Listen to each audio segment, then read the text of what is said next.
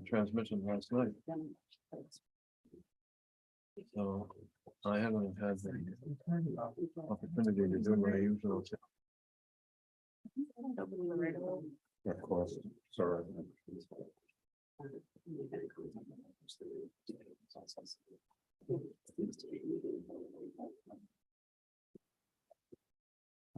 Oh dear.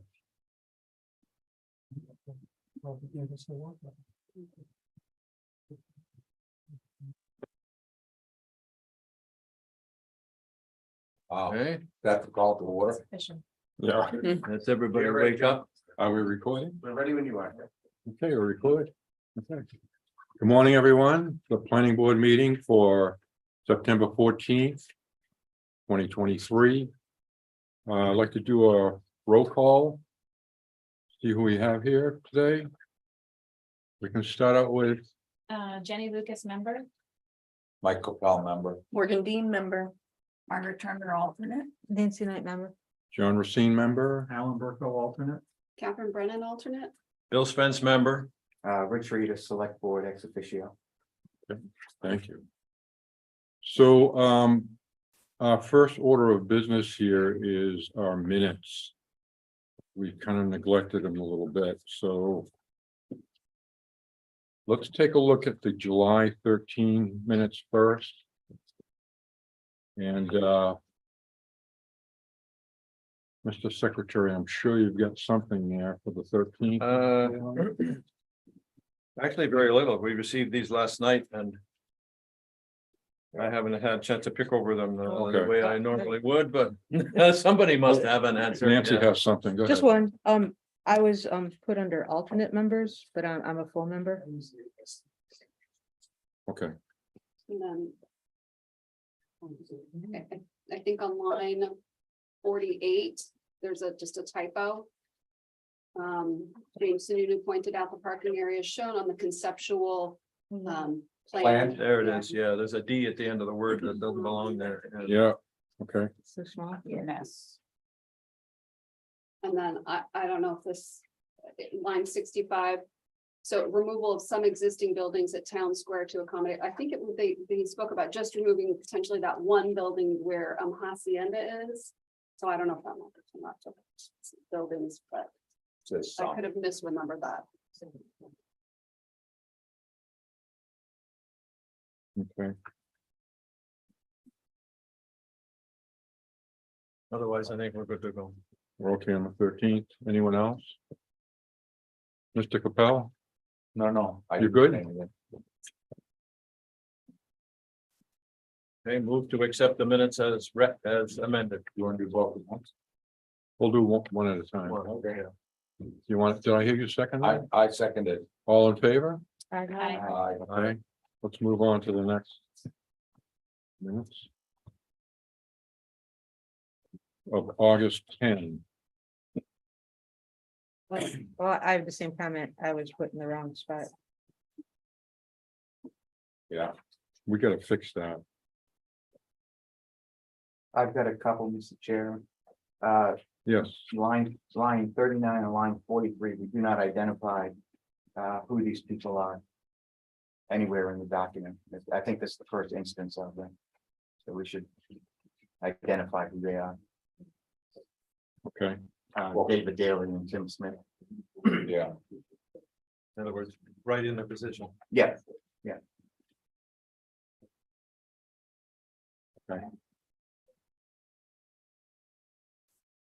It's the first time. It doesn't have to be every time they mention. sure.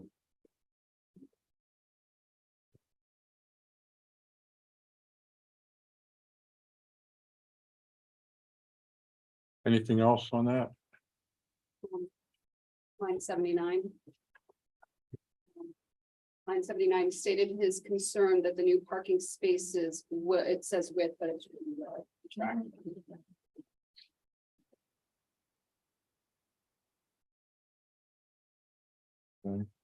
Good catch, Kathy.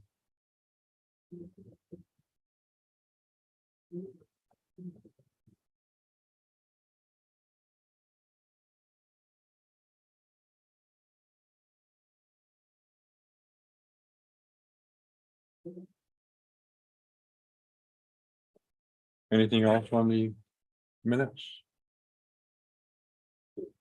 On line 133, and this could be my recollection, we went back and forth on this one. At first, the board, I remember, we said we would not include this question on the survey, but then we went back and had a discussion, so I'm not sure. I can't, and I did my survey so long ago, I couldn't remember. It ended up being on there, No, that's a good one. so. It could be correct. I think you said no, and then we went back and said, yeah, Yeah. because it was on. So I would just delete line 133. Delete it. I'm going to read it.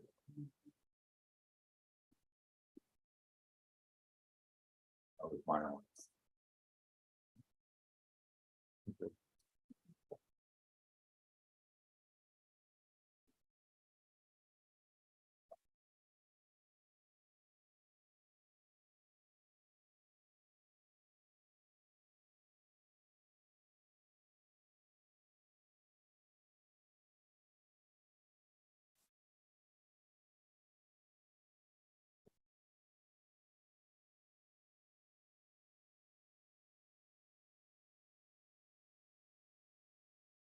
We're gonna use that.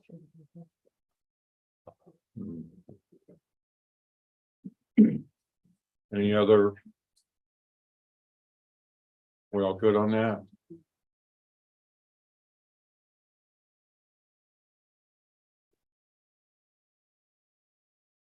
Bill, you good? Rich, you good? Want to make a motion about these? Sure. I move that we accept the draft minutes of the August 10, 2023 planning board meeting as amended. I'll second. Okay, all in favor? Okay. We can move on with that.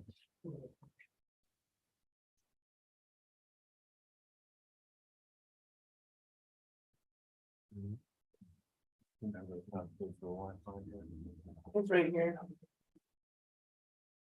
It's over there.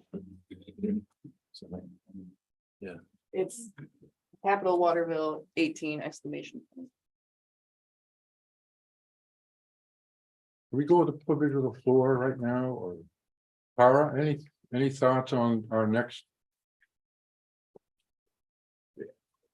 I'd like to get the privilege of the floor in place. And done. Yeah. Let's do this. I think you might have to. Well, is privilege of the floor for any other items, or are we going right into the Golden Heights? It should be any other items. For any other items would be first, yeah. Anything that doesn't pertain to the Golden Heights? Yes, Will Member, Diamond Property Services. I'm here today. I've been in business for 10 years in town, grown quite a bit. I have 12 employees, and honestly, I could use probably another 5. The kind of work that's going on around here. Trying to keep up with the demands of the town. I've been thinking about getting some extra help, like J help or something like that for the seasonal work. J1. J1, yeah. Thinking about possibly the concept of, because I've got room in my building upstairs to put in, some apartments, oh, yeah, bedrooms. Yep. I've got, a full kitchen, I've got a full bathroom, I could probably easily do this. So I'm just here talking about the concept to see whether or not it'd be allowed or not, because I'd like to do it the correct way and, with the town. Sure. So that's why I'm here. Mhm.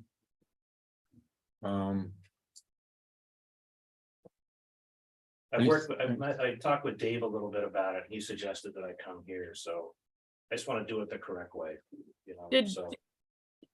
Did he suggest that you get I'm the town planner and I'm on Zoom.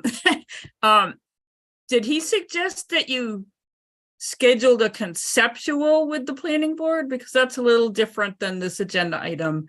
That would give the staff and board members an opportunity to Sure. think about what you want to do and look at the regulations. That's a tough thing to answer off the top of our heads. Yeah, no, I get it. I just, I don't think it'll be in place for this year. I'm more looking forward to next year. And if, if we can get it correct and I do it correctly, I'm looking to try to get stuff in place maybe for next spring. So if you get my email address from Dave, I can get it.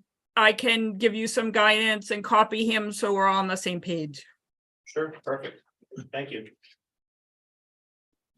Okay, sounds right. Thanks, Will. Yeah, no problem. Do we know what zone he's It's in? village commercial, it's VC? a maintenance yard and village commercial, So it's BC. it's VC. You can do that. I think you can do it without changing the zone. With Yeah. Kara, can we just ask you a question? Just to follow up. Yep, Assuming he's in VC, which what we think he is. Theoretically, as a VC, assuming he passes everything else for the planning board. VC would be an allowed thing for him to do. if he- I'm not prepared to respond without more information on the proposal. Okay, Yeah, they'll connect and We'll figure it get out. all the information. And then next time you come, we'll have better info on it. Okay. Anything else other than the Golden Heights? Okay. I have to recuse myself for the Golden Heights situation, And why, Jenny? because I'm in a butter. Okay, thank you. And I'm going to.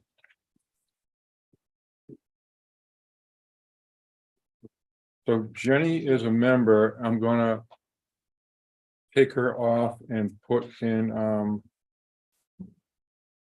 Alan Burko. As a member to vote, okay? Yep. Until she's back and then I'll switch you.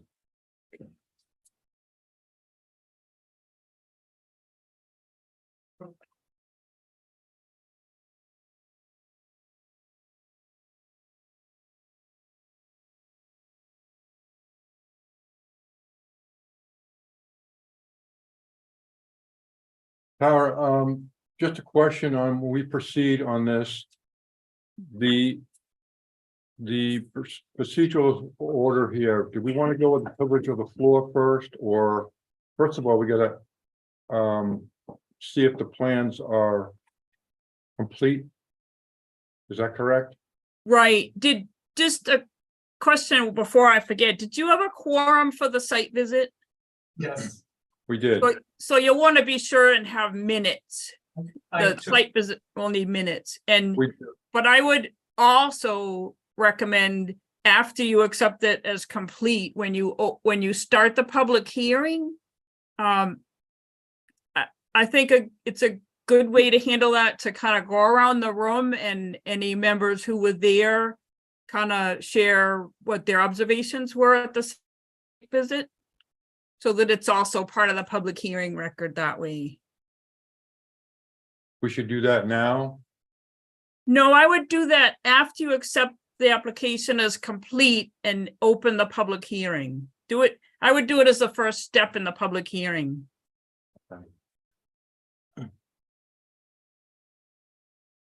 So we need to look at the application.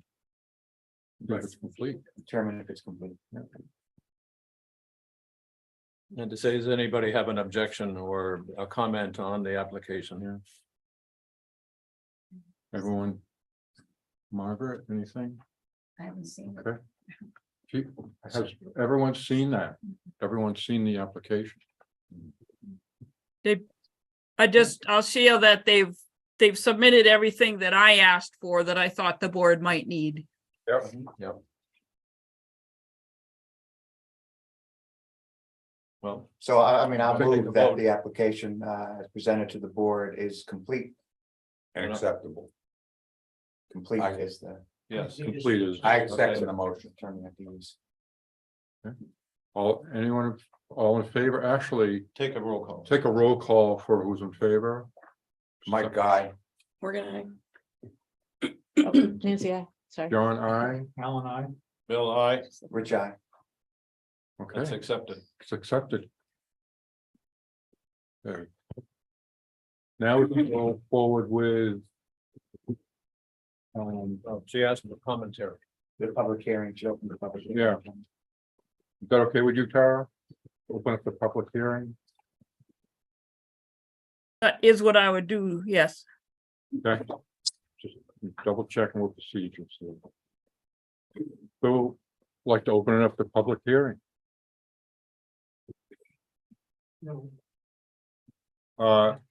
First, I'd like to thank Jonathan very much for being there yesterday. We really appreciated you marking everything out for us, and I mean, there was a lot of people there asking a lot of questions, and we just really appreciated your time. So thank you so much. I appreciate everyone during the summer day.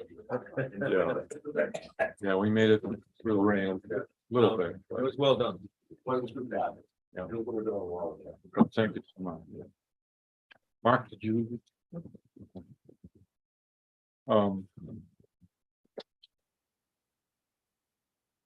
So the point is to ask if anybody else on the board has comment to make about. Yeah, that's what we were hoping for. Anybody, any thoughts? To go around. I mean, whoever was there can, Margaret, you were there. I have a comment. I'll just tell you what my understanding is. My understanding is that. Okay, I gotta go, bye. My understanding is that the cross-country trail that has been in use over the past few years was actually not on the easement that was originally designated on that property. And that when the application was filed for that particular development, the person who submitted that application said that they were moving the trail to the place where it was supposed to be on the original easement, which was about 10 feet over from where the actual trail that was being used. And that By The over, per- you mean closer to the road? Yes. So 10 feet closer to the road. And that the reason they were filing an additional amendment to that plan was that they wanted to move it another 5 feet closer to the road. And that's my understanding of what it is. They also talked about landscaping, putting up a split rail fence along the trail side, and some other things in that area, but that's my understanding of what I heard yesterday. Yes, Jonathan? Yes, so the easement that's recorded with a plan that's referenced from I want to say it's about 2 decades ago. That starts at the property line along Valley Road and goes 20 feet into the property. Over the course of time, the trail was moved farther away from the easement, almost entirely out of the easement. And during the initial approval a year or so ago, the plan was to bring it about 10 feet closer to the road. When we started construction of the site and we're reviewing the plans,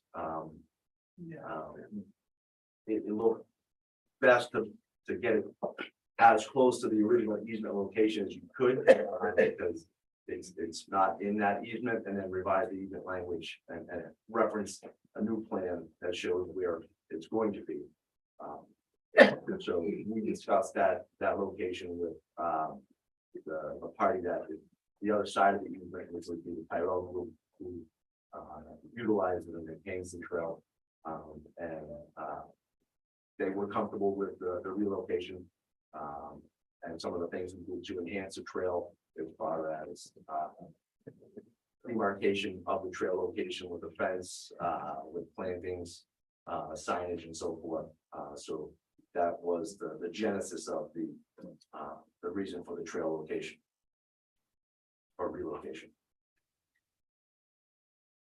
Can I ask a question? You made a comment regarding foliage, I think was the word, I'm not gonna use foliage or. But plantings for the demarcation. When I reviewed this.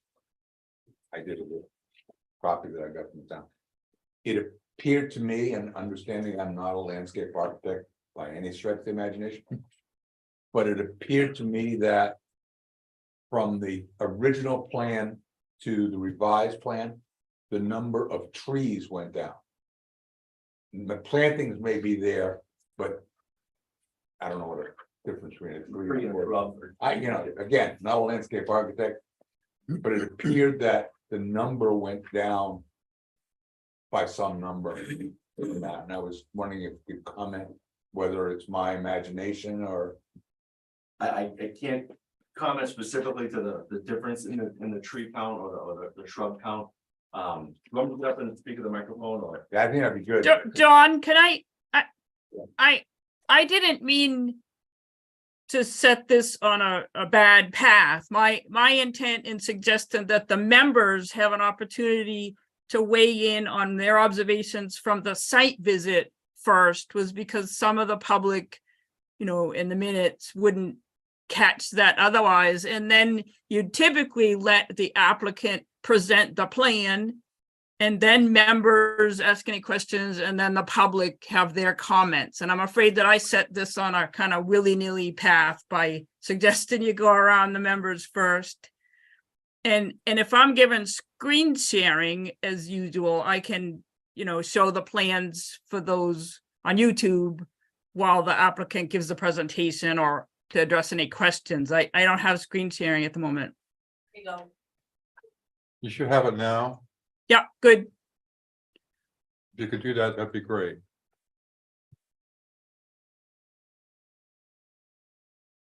Okay, so I'll go next then. I will second the comments you made, John. Thank the developer for preparing the property yesterday for our site visit. And I agree with Margaret, and I look forward to hearing what the presentation is this morning and what the public has to say. Yes, yes, this project has had a long and controversial history.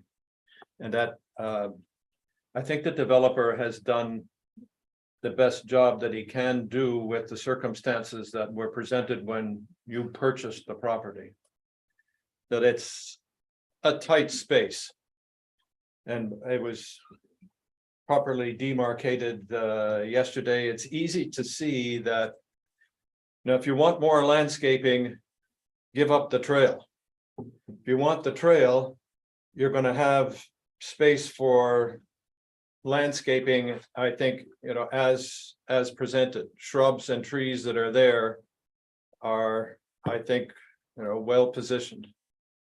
It's a difficult project. I don't think there's, two ways about this, that it's a tight space, it's all measured. And that the idea of putting parking spaces there is something that wasn't presented at the time when this was first approved. But to think that all of that 11 condominiums can be occupied without people parking there all the time, to me makes no sense. These parking spaces, I think, are valuable, but they're tight and difficult to manage. It just isn't enough space. My comment is, I think they've done the best that they could do with the space that's there. Yeah, and I didn't think I'm a skier, so I didn't think we were gonna even see that trail survive, so I'm pretty grateful that we've got something. Yeah, so. Thank you for that. Thank you. Any other thoughts? And Tara, what would you suggest next? I would give the applicant an opportunity to present the application. Okay. Jonathan. Or Or, public here. yeah, just, you can present. The application. Jonathan Miller, Daily Group. I'm a developer with the development team on the project at Golden Heights Road. As you can see on the screen, that's kind of before as approved and as existing. The deep purple or the deep blue would be the prior existing trail. The purple would be the as approved trail location that was approved when this project was approved, and the for the teal color trail is the proposed. So the genesis of the move of the trail was to can I walk up to the screen? Is that Yep, sure. so the original easement is approximately here, 20 feet in this area. And during the course of the development of the project over the years, there's a culvert in this area here that prevents the trail from coming along the road because there's water runoff from multiple parcels. So the trail at one point was moved to go around that, so it would have path to the next parcel. And when we reviewed the easement language, we saw that the easement was referenced in this area. And we wanted to try to get it back as close to that area as possible, understanding that we couldn't come in this area because of the water flow. So we made I had a conversation with Tyrell Group about relocating it.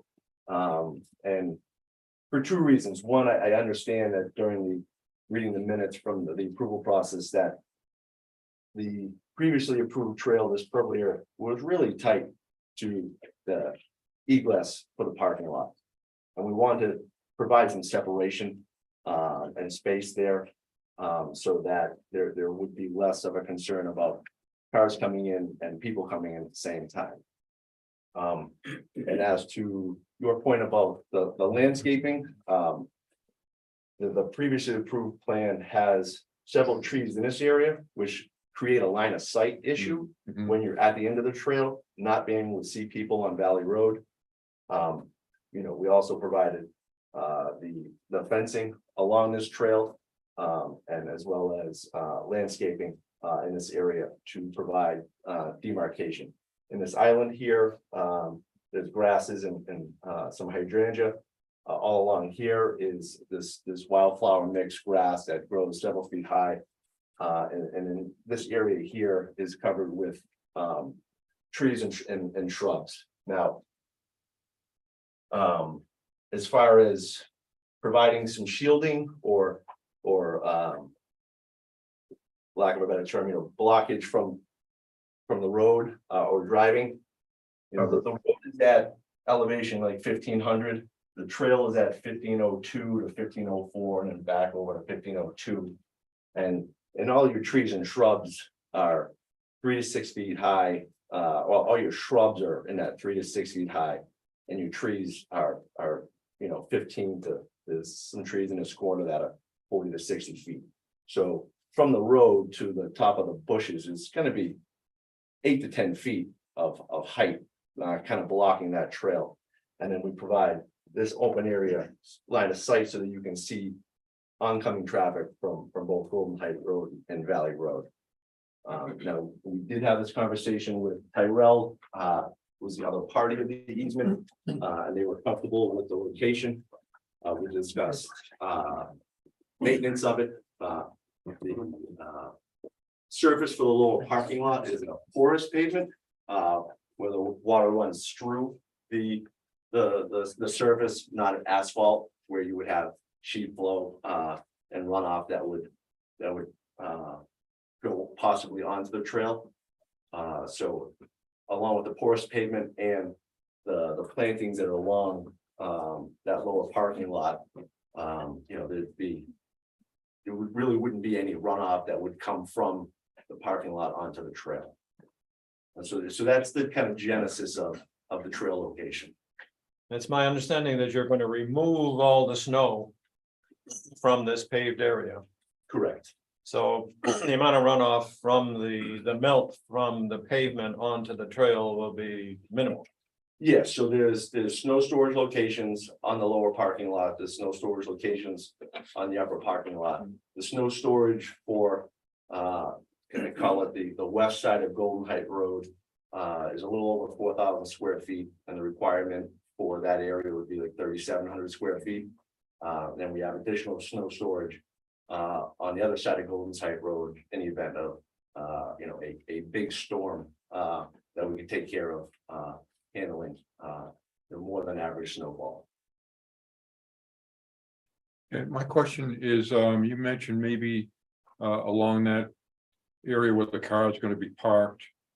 The 6 spaces, you might put a little berm or something to guide the water away or. So with the grasses that are there, those are, I said, like 2 to 3 feet high, and I don't foresee there having to be a berm. Because those grasses are dense enough that they would prevent water flow to go, 4 feet to the trail. Yep. And again, it is a porous pavement Yep. where the water flows through that surface versus sheet flow off asphalt. Okay, And the grading is such that it sits up higher out of ground, so it pitches back towards our parking area. okay.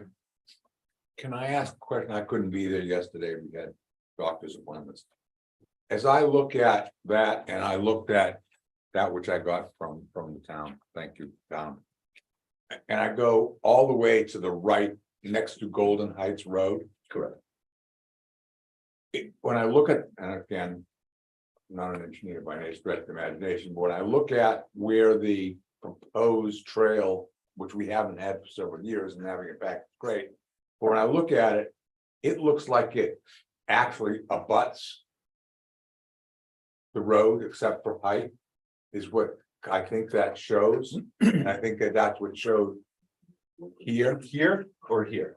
Where you no, move your lamp there. Yeah. That looks like it when I look at it and again, it looks on the diagram that it is abutting the roads. It abuts Golden Heights Road. No, It doesn't abut Valley Road. It looks like it does. No, Valley Road's here, there's, a fire hydrant, stop sign. Okay, So it doesn't abut, there's area here for, I believe. DPW, when we spoke to them, this is predominantly snow storage from Valley Road, along with, the area over on this side. Now, the trail continues Yeah. along this line here, that's the example. and then all along Valley Road. It's much closer to Valley Road on the eastern side, of Golden Heights. Yeah. Mike, I think what we're seeing is that it goes right to the edge of the right of way. Yeah, Okay, that's what I see, yeah. that's so that. And again, I guess if it's a question for Mark or whoever. I'm assuming that right of way, that 4 or 5 feet or whatever it is, maybe I can ask Rich. That is sufficient for 49 for Valley Road plowing. That will not impinge, go to whatever term is the right word, onto that trail. DPW can clear Valley Road and Hi, Jenny. and Golden Heights Road and keep the fire hydrant clear with this plan. Rich, did you have? Yeah, just a point of order. I think we're in the public hearing Yeah, portion of this, so I Yeah. would ask my esteemed comrades Shut on up. the planning board to, Shut up. thank you. And let's, Well, Rich, that's not quite right. I know, Tara, but I will be here for a very long time if we don't apply a little discipline. And so Yes.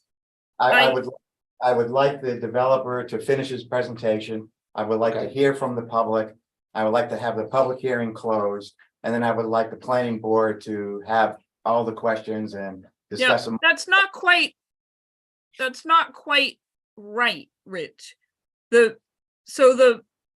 Any questions the planning board has should be asked during the public hearing. So typically after and during the presentation, you would let the planning board ask any questions. They're the ones that need to be informed later for the vote. Then the public, then have the make sure that the planning board has had all their questions answered before you close the public hearing, because the applicant shouldn't really be speaking after you've closed the public hearing and you're deliberating. So it's absolutely correct for planning board members to be able to ask any questions they have as the public hearing goes along. Point taken, Tara. I stand by my comments. I admit we can keep. Shall it we down move a little on? bit. Yeah. Yeah, Tara, could you pull up the landscape plan? The single sheet one, this, Yeah. So we just went over the essence and the reason for the trail location. And this is the landscape plan to show where the landscaping is for this plan. And for the most part, the upper parking lot area is largely unchanged. If you could scroll down a little bit so I can see that upper parking lot. Yeah.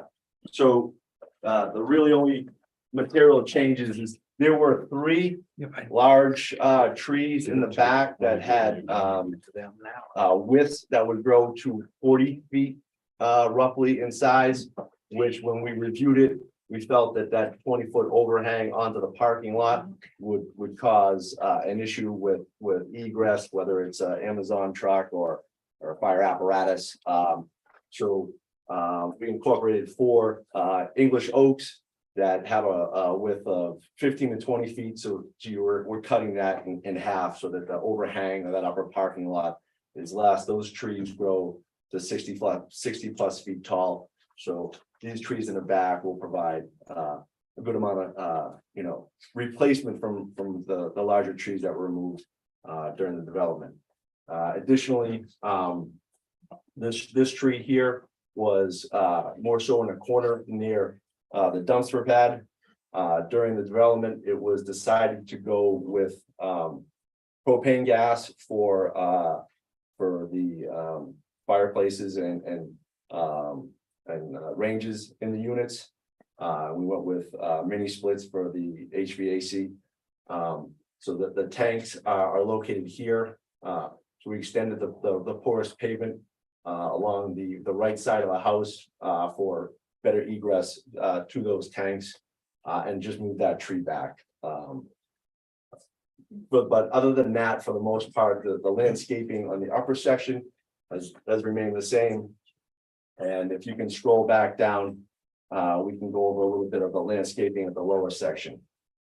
As discussed earlier, we did remove some of the trees that were in this area, largely because we're bringing that trail back to that easement area along our property line and providing line of sight for trail users that can see traffic on both Golden Heights and Valley Road.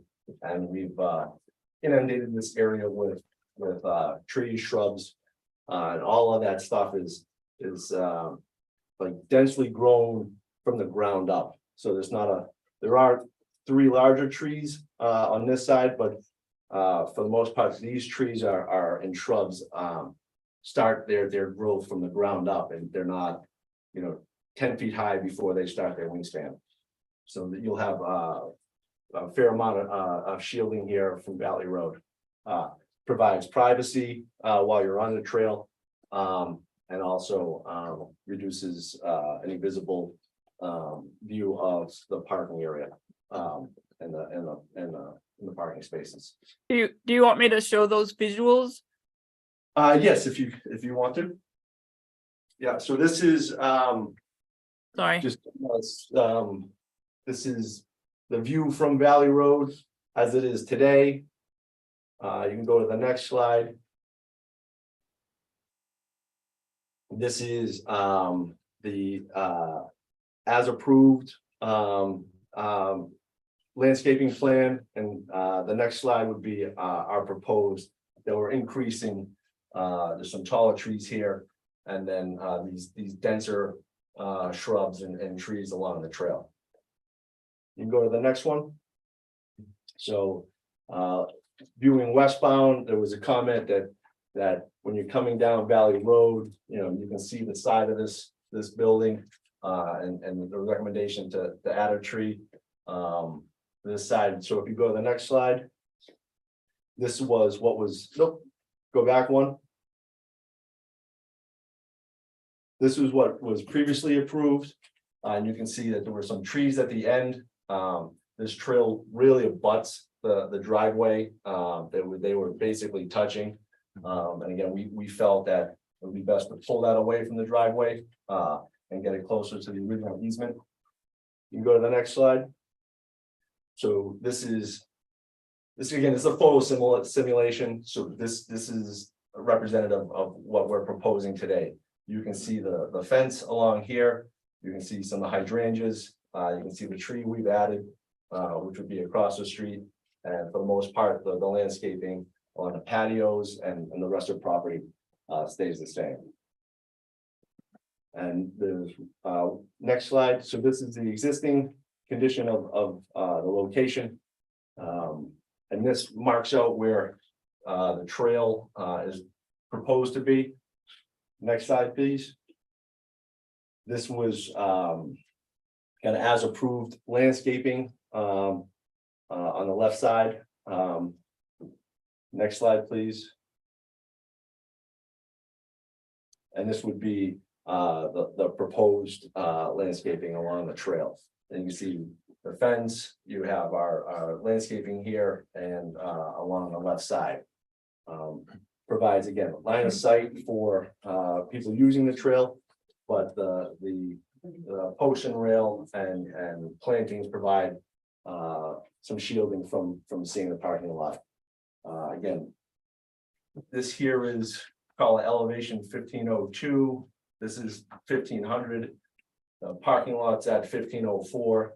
So as you're driving along Valley Road, you're 4 feet below the parking lot. So all these trees and shrubs that are 3 to 6 feet give you about 10 feet of blockage. What's the surface of the trail? Is that gravel? Tyrell can speak to that probably more. Specifically, it has been. Traditionally, we've been using the hard pack that we've been putting on all the trails lately. Mark? Yeah, originally, when staff walked through with the developer, the split rail fence came down further towards Golden Heights Road. Public safety asked that it be stopped further up the little incline there, because of turning radius for the safety apparatus. So this is in line with what public safety requested. Okay.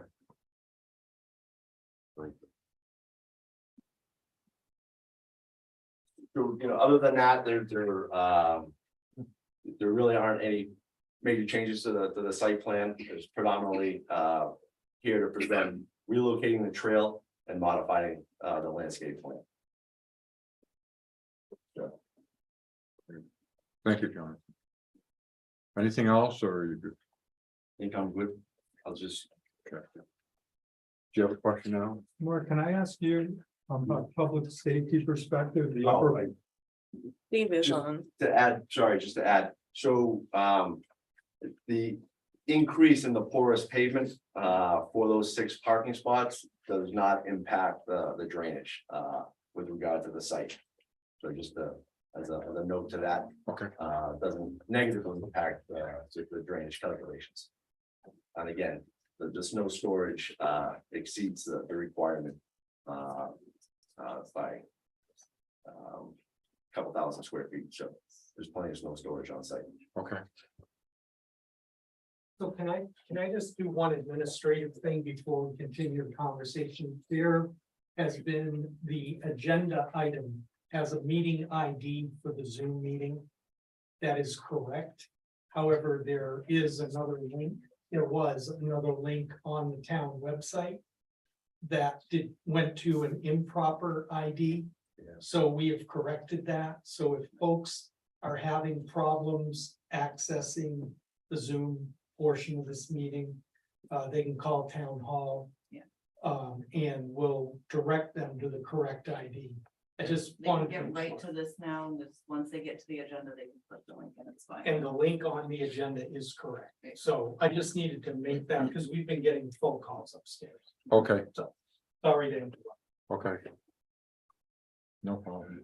Alan, you had a question for? Yeah, from a public safety perspective, the upper parking lot, I don't see where, first of all, a wheelchair can get between two cars with this parking spaces so tight. And certainly not a fireman with gear trying to stretcher somebody out, The upper lot, the upper lot. Dave has looked at that. That's not being changed in any way from what was approved. I understand, but So it's still on the table. they can, well, they can access it. And the trash truck, we've also looked at trash truck access to the dumpster at the end. And that meets all of our needs for both public safety and public works. Yeah, it's really not on the table. It's the changes that you have on the table. I think once they open it up, isn't everything fair game? And I No. don't mean, you know. Yep, no, the application is for the amendment. The application is for approval of the changes, not going back to square one. And So we're gonna let something go through that may not be safe. Standing on. Well, it is, whatever. safe. We've already. Well, that's what I'm asking. Yeah. I've looking at the plans, it is pretty standard for these kind of multifamilies. There are no, handicap spaces. The parking lot spaces are pretty standard. It's no different than any of the other condominiums that we have to deal with in town. So Okay.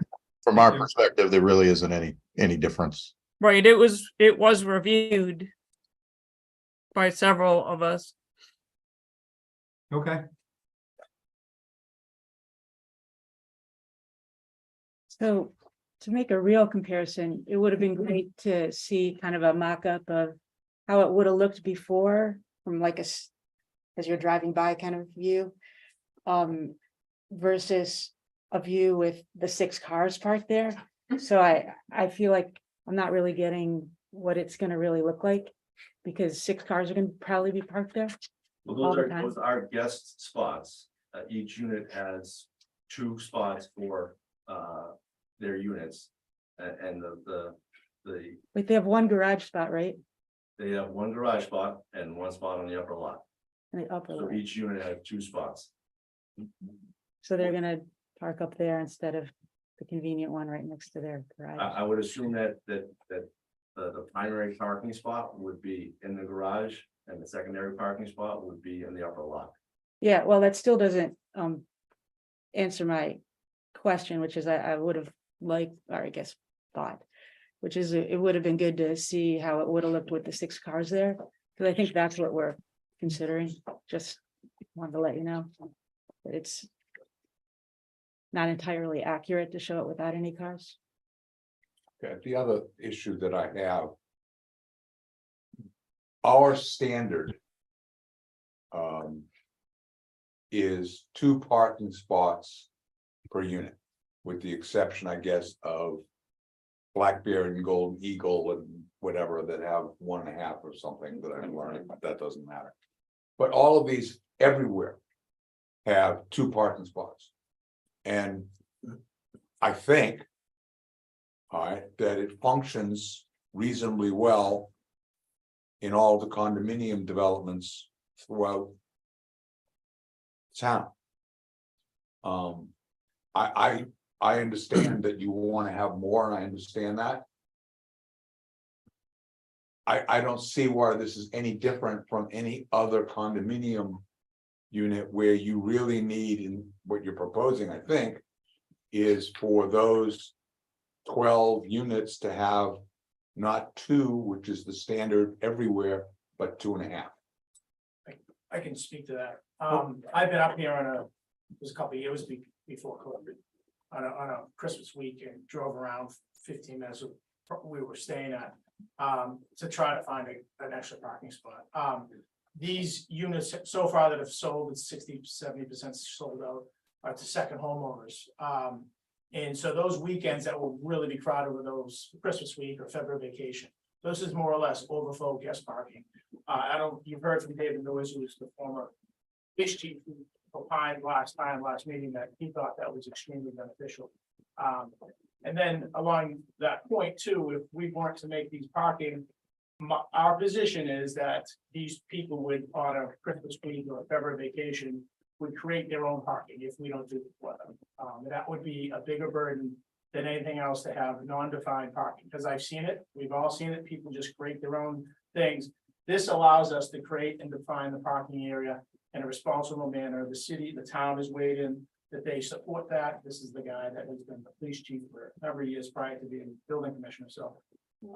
And then having guest parking, is good, like I said, every one of these units so far has been to a second homeowner.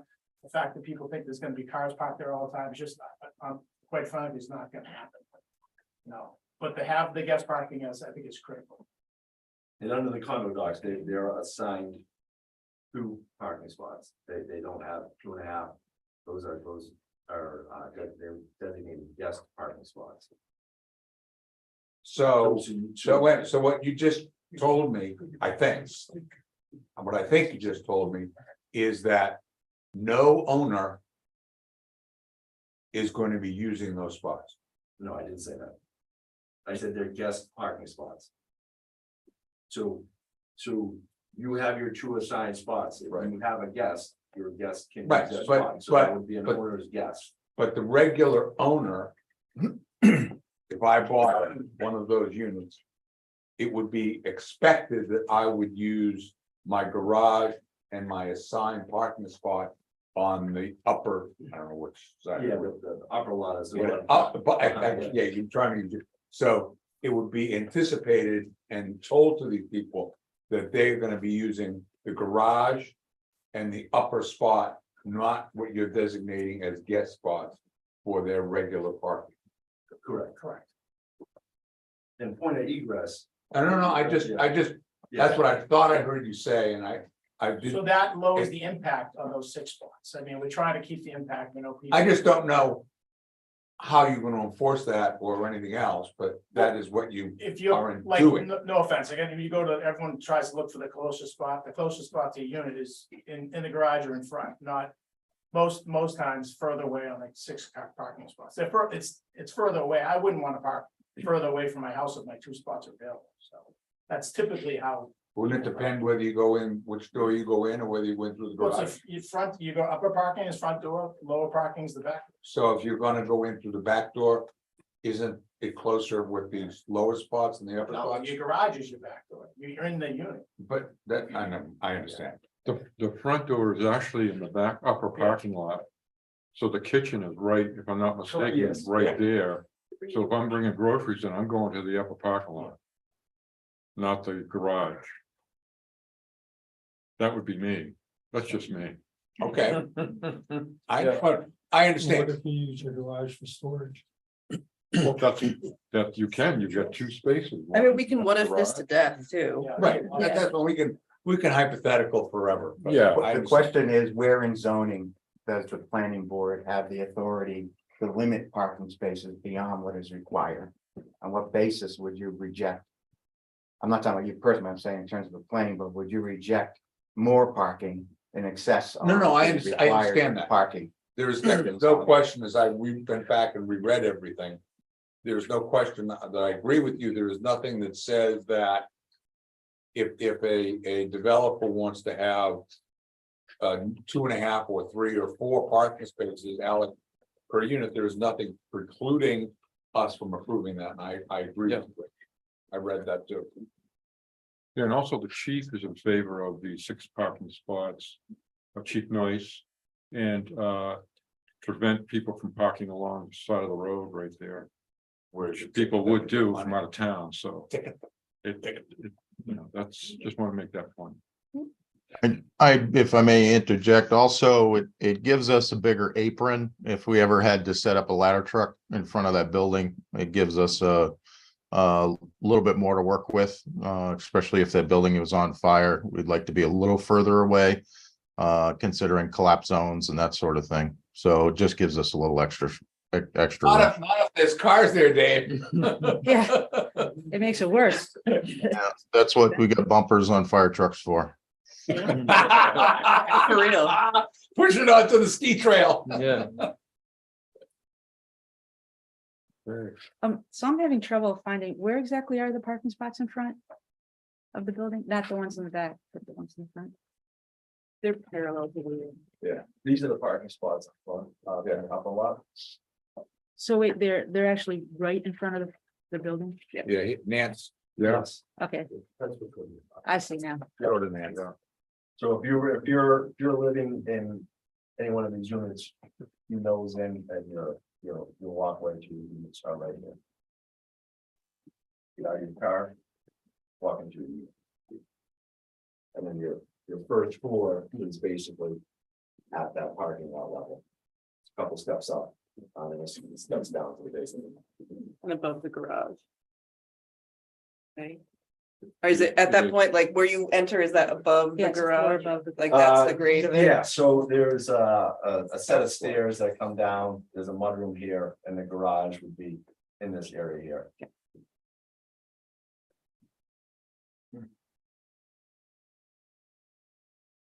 Just a stupid question.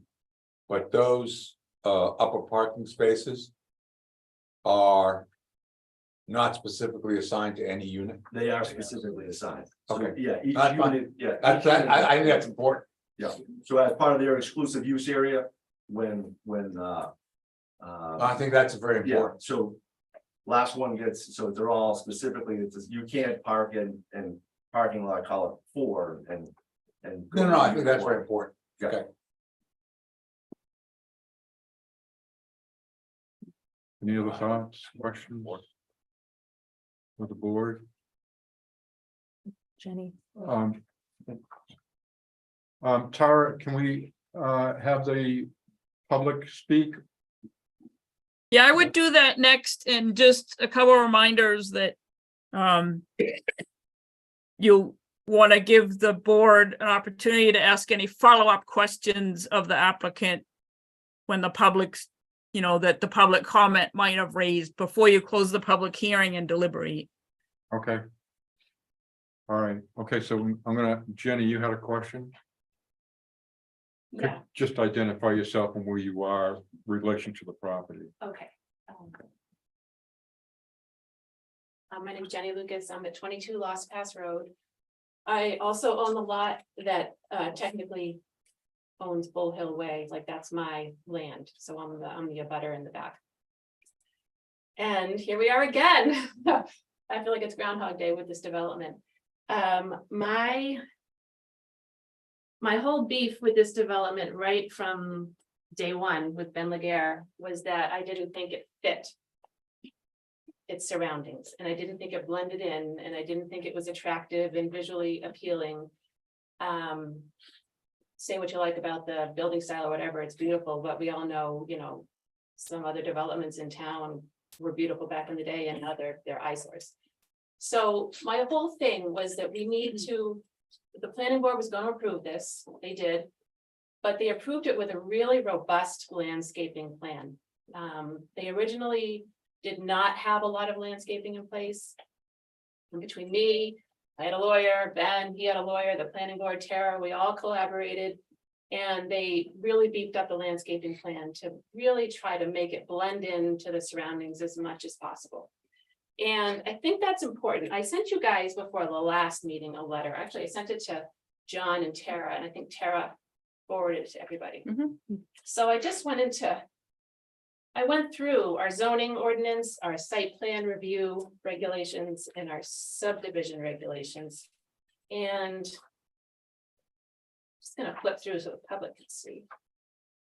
So everything I've highlighted is about landscaping. It's page after page, lots and lots and lots. Like, landscaping is not a small matter when it comes to approving a subdivision. It's pretty important. It's referenced over and over again. And I think that the plan that was approved was adequate. And I think the plan that they are proposing is inadequate. as far as landscaping is concerned. I think, it's not up there now, but the left-hand side of the building, they keep a lot of landscaping intact. But they're eliminating a lot of the stuff because of the trail relocation that would go on the right side. And to answer your question, I did count the trees. I went Me through like too. tree by tree, which is what some planning boards do, tree by tree by tree by tree. The old plan that was approved, we're talking trees, not shrubs. 23 trees plus the 9 existing, so 32 based on my count. And the new plan is 19 trees with, perhaps from what I can gather on here, 2 existing. So it's significantly fewer trees. A lot of shrubs. I understand the shrubs are gonna be, you know, above the road and all of that. So it's gonna have a bigger line of sight.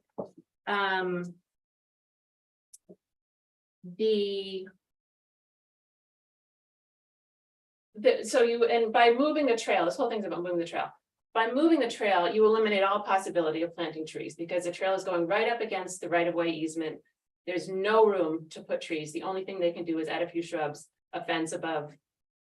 So if this gets approved, there's nothing that can be done in the future to add a tree because it's right on the right-of-way. I did ask Ian yesterday, Ian Cullison, the snow sports director or adventure center director, what he thought about the plowing along Valley Road and how that was going to affect the trail being so close. And he said it will absolutely affect it, but he did say that it's nothing that they won't be able to deal with. But he said it absolutely will. They'll throw the snow onto the trail every single time they go by. So that was my biggest beef is just the landscaping. And you move the trail, you eliminate all chance for a robust landscaping plan in front of that right set of buildings. And then I just wanted to bring up a couple of other points in the plan. So part of what in the letter that was submitted, there's talk, and you probably saw when you visited yesterday, there are these big jut outs on either end of the building now that are going to be patios / future sunrooms that I think grossly infringe upon the setback requirements for a VC. I have the minimum of 35 feet between any structure and the right of way of any street. And I also have the definition of a structure here if anyone wants to read it. I'm pretty sure that what they have built on either end of these 2 big buildings qualify as structures. And then also 35 feet from any LDR property, which would be to the left. So I think those are pretty egregious violations of that. And I think that's about it. I did have some comments here about other things that came up.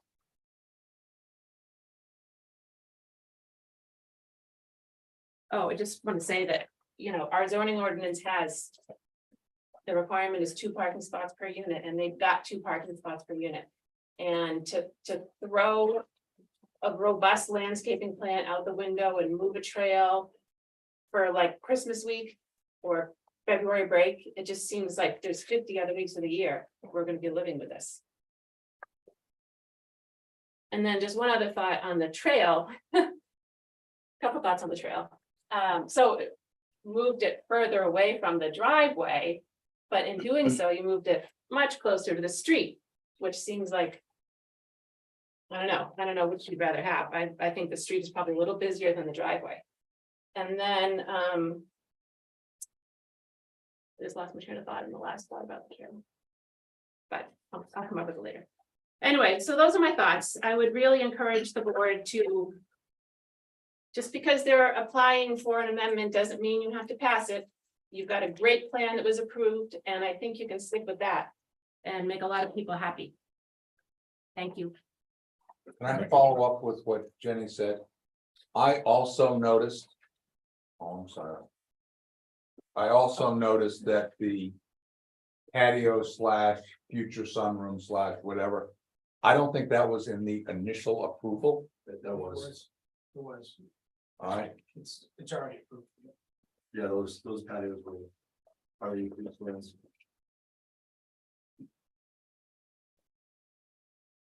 okay, but is a patio a patio It's a very different thing. is a than very different thing than a sunroom. I think. The What? both patios, that's what's there now. The I, board, sorry, can I just, Yeah. one second, we weren't involved in the initial approvals, but Yeah. they did approve. As a condition of their approval for a future sunroom, this board. That's not. Sarah can weigh in again, I won't let. everybody else in. We're only proposing we're only proposing patios, the previous developer who owns one of the units. right, Patio I, there. my issue was the comment. Thank you. I understand the patios were approved. All right. Yeah. What was not approved. And I would think I would have a problem with based upon. The amount of space that's there. Is if somebody decided to turn that patio into a sunroom. Now, I know- would we I have have to to- approve I that? have to interrupt. I don't know if this is part of the amendment, so I don't think we should. Wait, that only because They only addressed- because you made the comment. No, they addressed that in the letter that they sent for this public hearing. What did they Addressed say, the Jenny? Retaining walls and all of that, so that's in there, I think it's fair game. That's my opinion, that's why I brought it up. The comment of sunroom was made. That's why I have a Or problem. part of the amendment. I think that we have to make it very plain that. If we approve this. If we approve it. As we previously approved a patio there. We are not approving and do not intend to approve that it become a sunroom. I mean, but I guess somebody would have to come to us to do that. Anyway, Or is it, I mean, it's part of this, Rich is saying that they would not have. it's part of this plan that's in front of you. My question for the applicant is whether it's 35, because it's not noted, is it 35 feet from the LDR? No, No, Because that. So if it's not, then it wouldn't, then Jenny's correct, it wouldn't meet the setback, and if you take a vote to approve it, you can say as a condition precedent that notation that it's a future sunroom be removed. The one on the other side looks like it is noted as 20 feet. right. But if that's 20 feet, how is this not 35? You got me.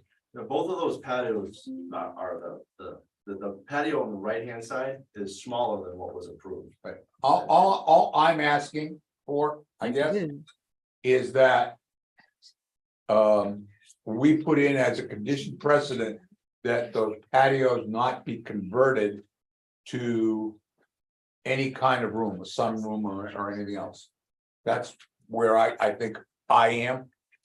That's your purview, if that's what you feel, I will, we weren't involved in the initial, Tara would have to look at the approval, and we believe the sunrooms were approved, if this board so feels comfortable approving this without future sunrooms, if that's illegal or permitted, allowed to do so because of the previous approval, then so be it. That's my, I don't think it was, I could be wrong, it was. I could say it was a long time ago. Yeah, it was. But it was that, I was 80 pretty intimately involved with this whole process, and I Me can too. tell you there was no sunroom. right, so what I'm suggesting. I hate to talk so much, but what I'm suggesting here is if we approve this. We put in there as a, unless you have a problem with it. I don't have a problem with it, no. We put in there as a condition precedent that those patios not be converted to any type of room. Sure. But that- I'd be supportive of that. If that's what you want, I mean. That, Jenny, does that solve part of our problem? Well, It's one of the things I at think, least. so I think, I mean, I have a real problem. I did the same thing you did in counting trees and I think the just, it was short there's a big trees. difference between a patio, which, what do we think of when we think of patio? Ground. You're on the ground. With this huge structure now that's jutting out both sides of the thing that were not on the original plans. Yes. I mean, yes, they patio was. Yes, they were. No, were. no, they were on they're built to plan. They built the Exactly. plan, Right. okay. Yeah, the one on the right hand side is actually Then I don't smaller. know how this board approved that, because It's- it's a structure that is, If the walls are there, the patio's there, all the grades are there, it's exactly the plan. wow, Yeah. then, That or- then things got screwed up. As far as the sunroom, if that's the board's purview, we don't have a problem.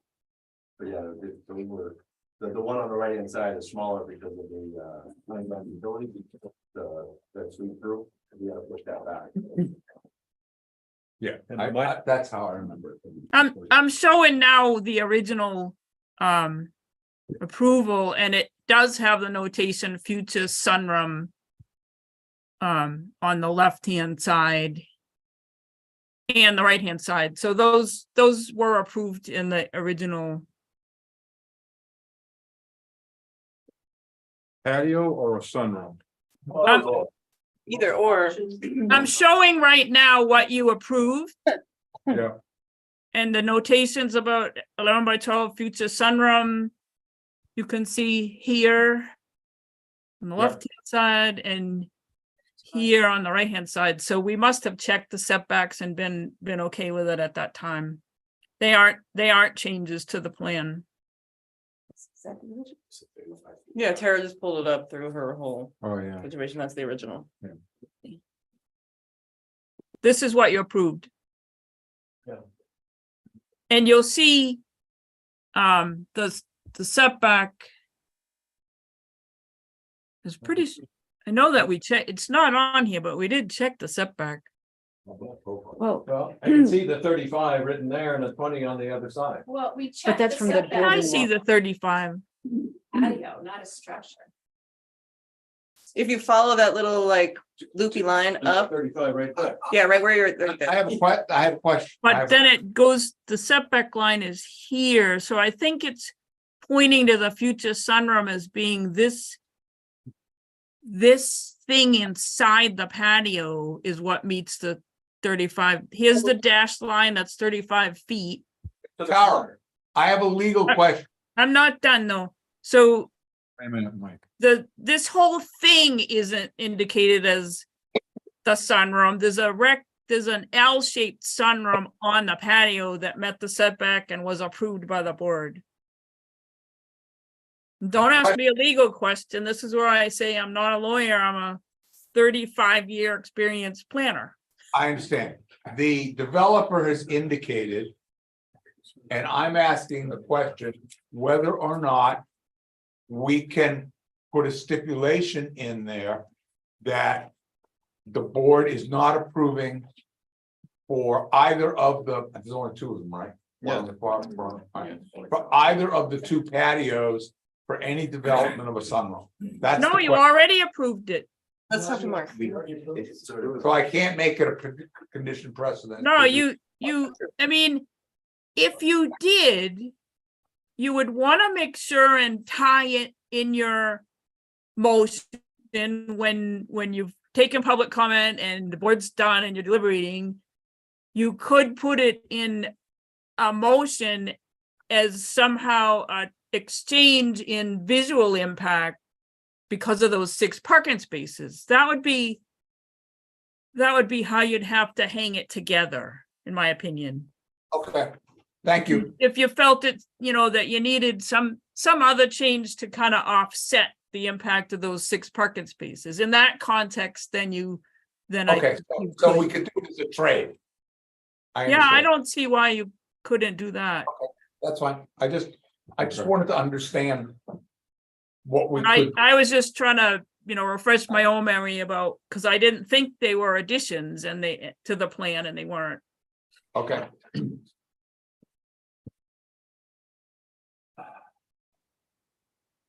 Okay.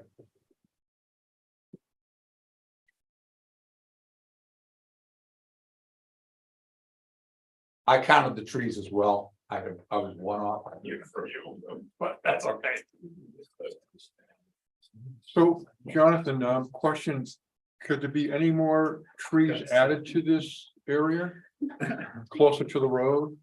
At the, This is trees versus.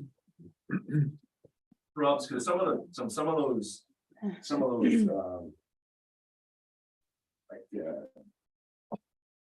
Yeah, there's no doubt that. some of those deciduous shrubs grow, 12, 13 feet high, so Yeah. I'm just. There's no doubt that the left-hand side is fairly amply landscaped. Right. It's the right-hand side where the trail is being moved down to the right of way that most of the landscaping is going out the window. And that's what you Right. see when you drive into town. And it doesn't blend. And sorry, I should be up at the mic, but every other condominium developed in this town, with the exception of perhaps the old original Green Peak, they're set back from the road. They're set either on a side street or they're set back from the road. They're set behind trees. Some sort of screening was left in place. You can't see them. You can't see Waterville Place to save your life. You can't even see Windsor Hill. They're all so nicely situated, even Tyler Spring, John, where you live, Tri Pyramid, they're behind trees. So you're not just faced with it.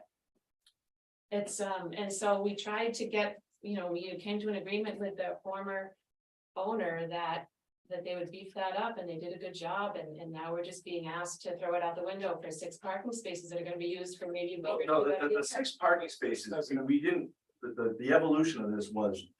Let's put 6 parking spaces and then move the trail. The evolution was, the trail was in the wrong spot. Based on the easement, when we moved it over.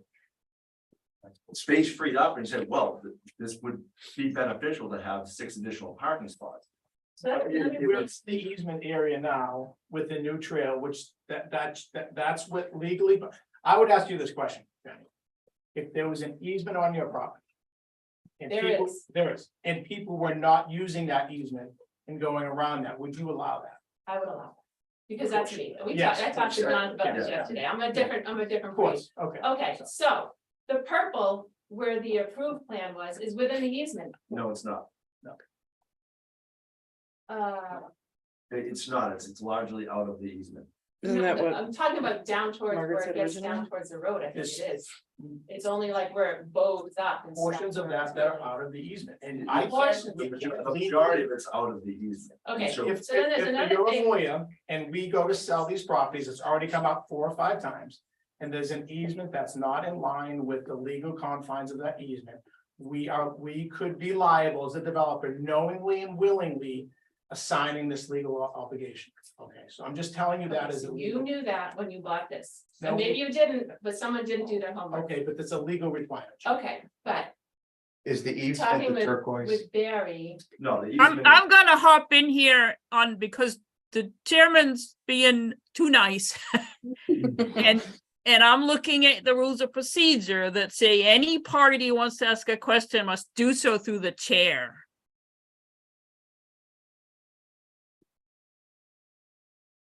okay. Yes, Jenny. Go ahead. we have a, Moose Run has a whole bunch of easements that go through it. And we've been dealing with another homeowner who violated one of the easements. And doing all kinds of research, the head of our homeowners association, talking with Mark and everything.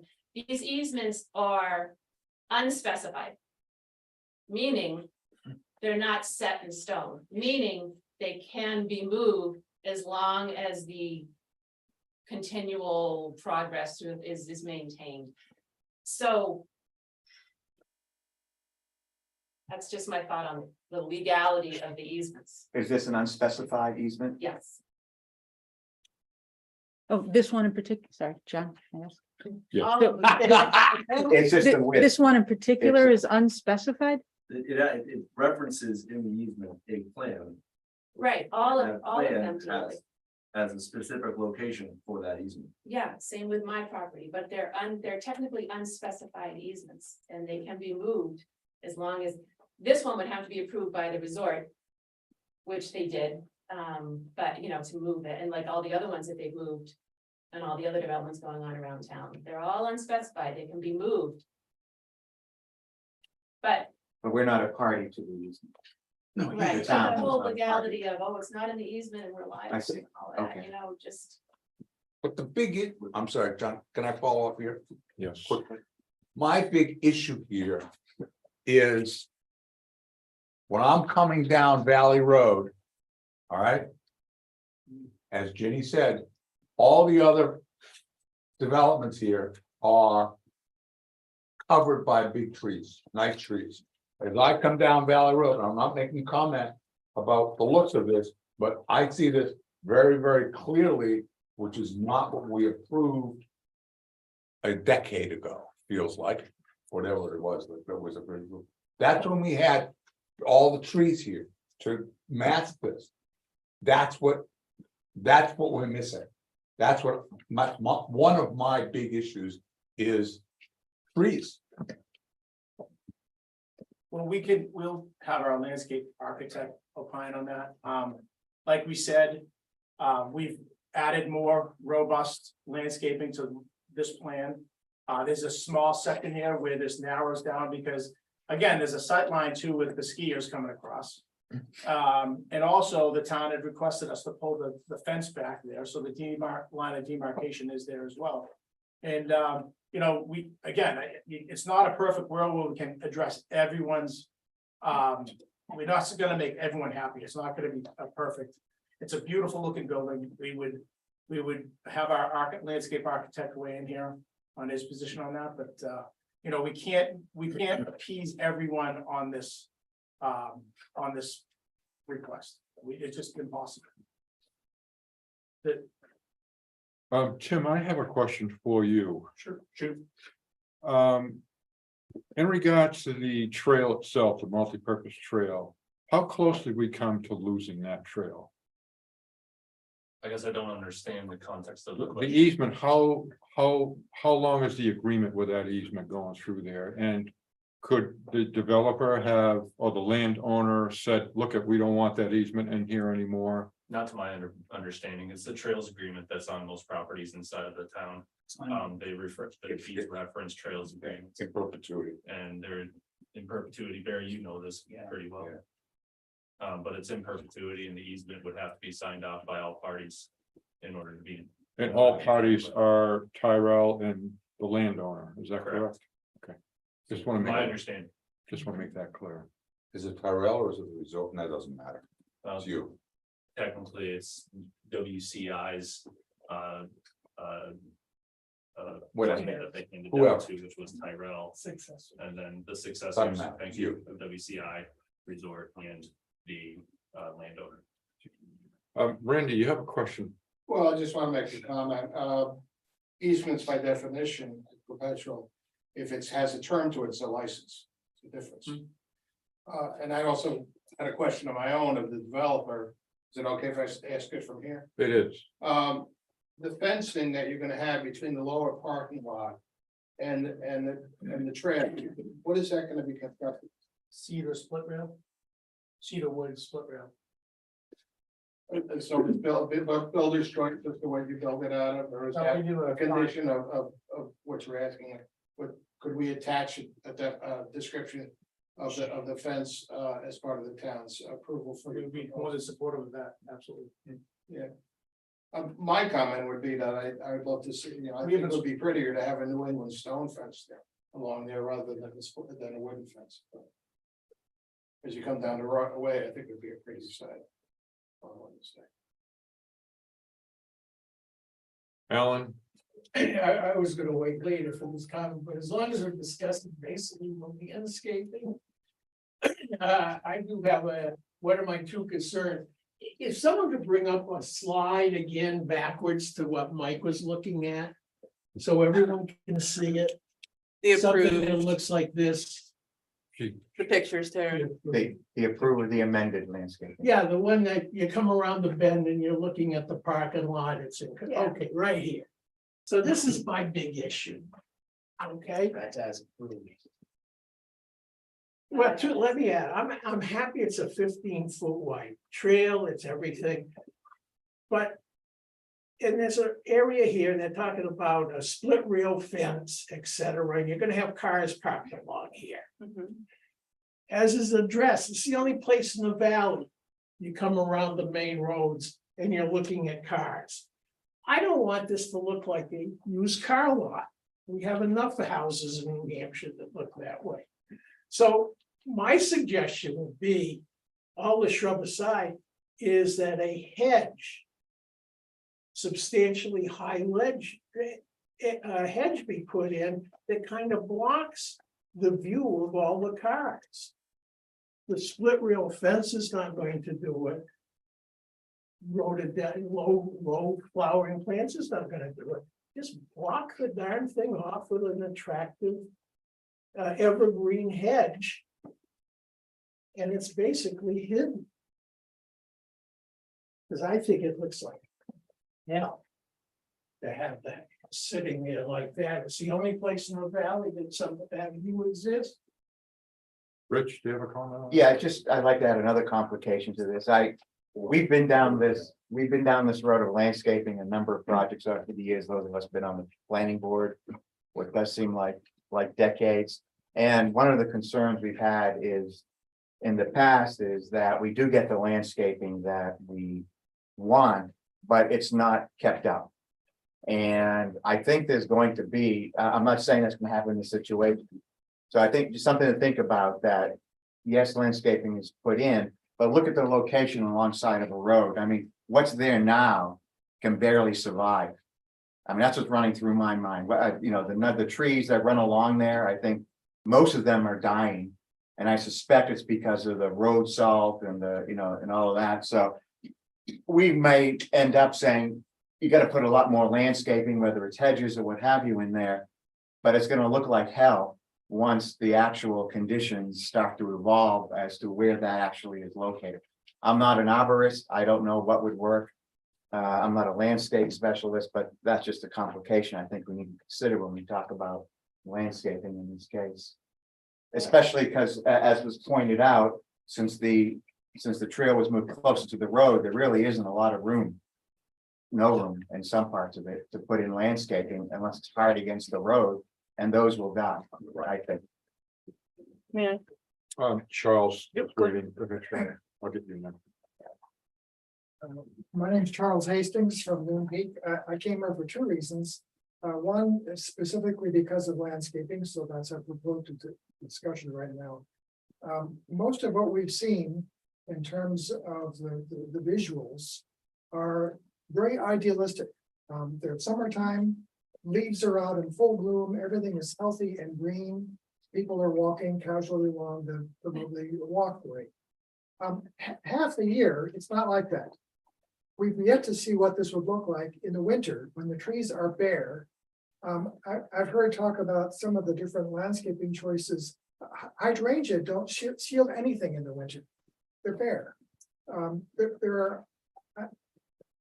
The other thing I've been worrying about, I'm pleased as a cross-country skier, delighted that there is discussion about maintaining or restoring this connection between north and south ends of the network. However, it has always been, before this development began, a challenge to keep that open. And that's because it's down low, it's near the road, it gets full sun. I'm having trouble picturing a 12-foot wide ski path surviving during for more than a few weeks of the year, honestly. And one of the ways it can survive better is if it's partly in the shade. You get shade from evergreens. Once the path gets into the woods, it's going to be nice deep snow. When it comes out in the open between Valley Road and the parking spaces, it's a swath of snow that's going to melt fast. All the efforts of the Adventure Center to maintain that will be very difficult to try to keep that as an open connection. So I think the landscaping needs to take into account how will it look in the winter as opposed to idealized July? You need to have more conifers. Sure, I'd love to shield the ugliness of the parking spaces in front, but I'm concerned about providing shade to keep some of that snow intact. Because otherwise it just won't be good for more than a few weeks of the year. I'm also a little, and I'm not good on the technicalities. The porosity of the parking space pavement. That's porous in the summer. When it's frozen in the winter, is it still porous? We get more and more winter rainstorms. And the winter water, the rain has to go somewhere. It's gonna slosh around and make a mess. So my first request is that please, in the landscaping, and this is really important stuff, keep in mind, how can you shield the building itself? How can you somehow protect that cross-country trail, the snow on that trail, keep it a little bit more intact? I also am a little mystified about this concern about you need to have line of sight towards this end of it where the skiers are coming out. It's as though skiers are going to go zooming across that Golden Heights Road. There are all kinds of road interruptions on that path. And I can tell you, every time you come to one, you stop, you pretty much often have to take your skis off, depending on how bad it is. And so I don't understand this need that you can't have any trees near that Golden Heights Valley Road intersection because it would endanger somebody. I'm not sure who. I'm not sure that that's well thought through. My other brief comment has to do with drainage. And we've not yet time to run this through the Conservation Commission, so I'll just speak as an individual here. There was talk about having snow storage over where the dumpster is across on this side of Golden Heights. I've checked that culvert. There's a culvert there that takes care of the little stream coming down from the developments up to the right. If there is a huge pile of snow there, there's going to be a lot more water going through it. That culvert is 12 inches at its entry point. On the town side, it's actually collapsed. It's probably only a few inches high. And we were scolded by the environmental resources inventory that was done in 2020. There were by Rick Vanderpool, he pointed out there were many deficiencies in culverts throughout the town, and there were flood dangers because of that. This was actually, I looked last night, this was not one of them. It wasn't a big deal then because there wasn't snow storage behind it. But if this is approved by the planning board, as is, with the allowance for a big snow storage area on this side, which would likely get used, keep in mind you're probably going to have to replace that culvert, which means digging up Route 49, which I hate to see happen right there. So those are concerns that may come up in the future. Thank you. Mark, do you have any comments on that culvert area where it's collapsed? No, we did not look at that as part of this drainage. I think Will may be on the call. He looked at the drainage of that culvert that we just highlighted that goes across Valley Road was not seen as part of or being impacted by the snow storage. It was going in the other direction. Through the chair. Yes. It's just keep in mind that drainage that's coming, that's all the drainage coming off, not all, but all coming off the whole mountain. A small section of snow is not gonna affect that area right there. It's just not. We have not had ice situations on that corner.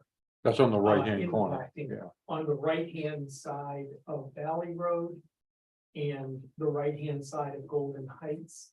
That has not been an ice situation on either. Do you think that we could have DPW take a look at it? They did, when we walked through, when we did the walkthrough with the developer, we looked at that corner. And even with the snow storage, we do not feel that there's going to be an ice situation on that corner. Okay. You did agree that we would reevaluate. And what we are asking in the letter is that if you approve the snow storage to be carried across Golden Heights Road, it has to be on the east, southeast side of the drainage ditch, right? Yep. And that it be reevaluated either for a year or 2 years so that we can make sure that there's no negative impact. Because we don't know how much snow will be moved over there. We, you know, and we want to make sure that we keep the existing drainage ditch open.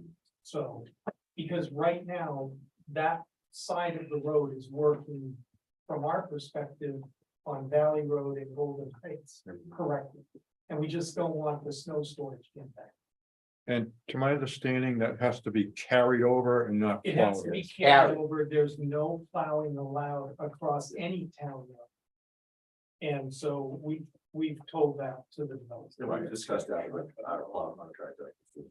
They're gonna have to take it with a fork with something. Yeah. Mike, did that answer your question? No, that answers half of it. The other half is that my understanding, as Mark said, is that sometime in the That's what I, foreseeable future, a year or two, town and the developer are gonna reevaluate whether or not that snow storage on that side of the road is impacting anything negatively or whatever. My question is, what if it is? There's adequate snow storage on site that meets the requirement. The snow storage across the street is overflow. So the requirement for the on-site storage is roughly 3,200, 3,700 square feet of snow storage. And on, you know, the upper and lower, there is, I think 4,200 square feet. So what you're saying is that the snow storage on the other side of Golden Heights Road, you don't need it. I'd say it's overflow. It's overflow. It's for major storms, obviously, with climate, and everything else going on. We're trying to look for the future here. And more importantly, to answer your question, I think we would be open to a condition that if it warrants some type of further review in April and next in 24, we just discussed that we're open to suggestions on trying to mitigate some of those, if there are issues as a result of the snow storage, not. No, I understand. If that, what I thought I heard Mark say, and I always pay attention to Mark, no, but. What I thought I heard Mark say is that. There is a condition written in here. No, there's a request for you to put a condition on your approval. Okay, If so it's allowed. fine. So there's a request for us, which I think is important. For us to put in there that the use of that snow storage area on that side of Golden Heights Road. Assuming it's allowed, you, Mark, Dave, whomever. The town will reevaluate it after 1 year. Is gonna reevaluate after a year whether or not that is impinging upon whatever. And right, is that what we're saying? So you would support that. Okay, Yeah. that's John, important. I'd like to speak, but I don't know if Morgan's been trying to get in here. No, I mean, I did, but Charles covered it because I was talking about winter coverage for the. Yeah, I caught her drift. I Oh. caught what she was. Okay, great. So then if I'd like to add another complication because there are not enough of them already. And that would be that at some point, I think the town's going to have to consider a crosswalk across here. Because we've got 13 units with so many Yeah, people in it, good and point. they have to get across to this if they're gonna walk. We want to be a walking town to this sidewalk at this point. So that also, I think, could play into the sight lines around this intersection here. In the winter, you could have skiers, could have walkers and cars all in that area at certain moments, so something else to consider in the deliberations. That's true. No, I agree with that. The Well- sightline problem is Hold on a there. minute. Nancy, Well, just as a follow-up comment, but if you're gonna cross the road, you're gonna stand at the edge of the road, so there's not gonna be a tree between you and the crosswalk. So I don't really see that as mitigating the idea that somewhere else around that side of the building, there ought to be trees. I'm not saying that, I'm There's just saying different that issues. it's something, another issue to remember. If you're gonna try to put trees in this area, it could be an issue, that's all. Well, right there, you wouldn't want to block the stop, like, Mhm. it's not actually an accurate picture, because there's a stop sign right there that Mhm. can't be covered up right by the Mhm. fireplace. So some of the issues I see here really are the landscaping. Is like the biggest, seems to be one of the biggest issues. Am I correct on that? Is, Yes. The biggest, the single biggest issue. There are others, obviously, but I say the single biggest issue that I have. Is that contrary to any other. Of the. Developments on. That end of Valley Road. Are covered by significant trees. I'm not saying this is pretty, I'm not making that comment. But clearly, this is totally exposed. I have a comment to that, go ahead. because everyone keeps going at the line of sight coming in on that corner. Our landscape architect he's on here, but he just texted us and said, we could take out that row of road, the row of road it will show you on the overlay. Right there, that's that corner, we could plant a very high hedge. That would cover that corner. It would be for upkeep, it would be good. We did have some, as the selectman pointed out, it's further enough away, the salt's not gonna get out too much. And it will provide that cover people. and that's just above the ski trail. Correct. Yeah, so that would be Multipurpose trail. on the other side of the Instead of ski trail. rhododendron. You could put in here, say arborvitae's, which they can grow 40 to 60 feet, create that hedge effect. Wouldn't be impacted by,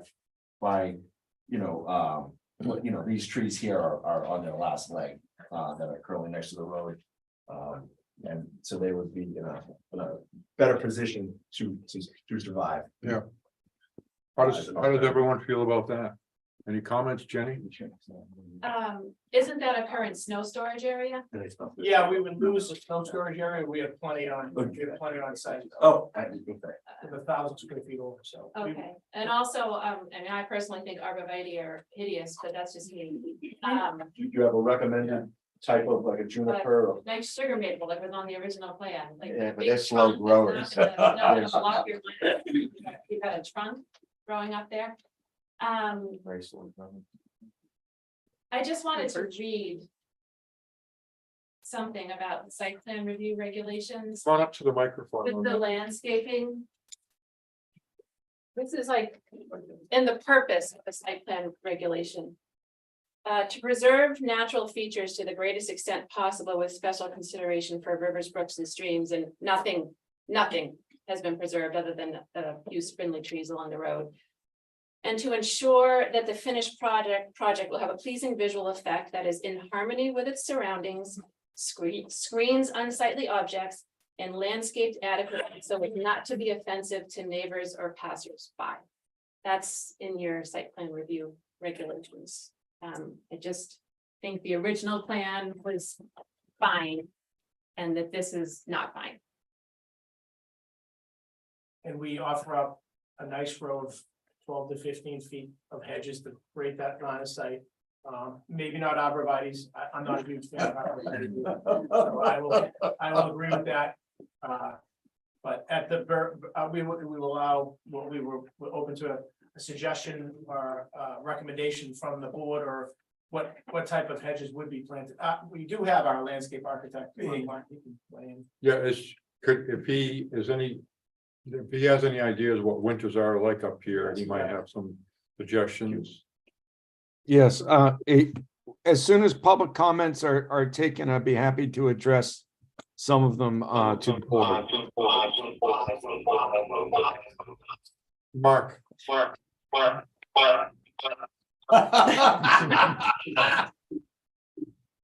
We solved the feedback problem. I don't know, Steve. All right, so I'm sorry, I couldn't see where Jonathan was pointing to, but as long as we stay north of the trail, Yeah, right? it would be this island here. Okay, Other side. yeah. This island. And as long as it doesn't go any further forward than where the proposed end of fence is, that would be fine, but you gotta keep that turn radius. It has to be open at the end of that driveway for the turn radius for public safety.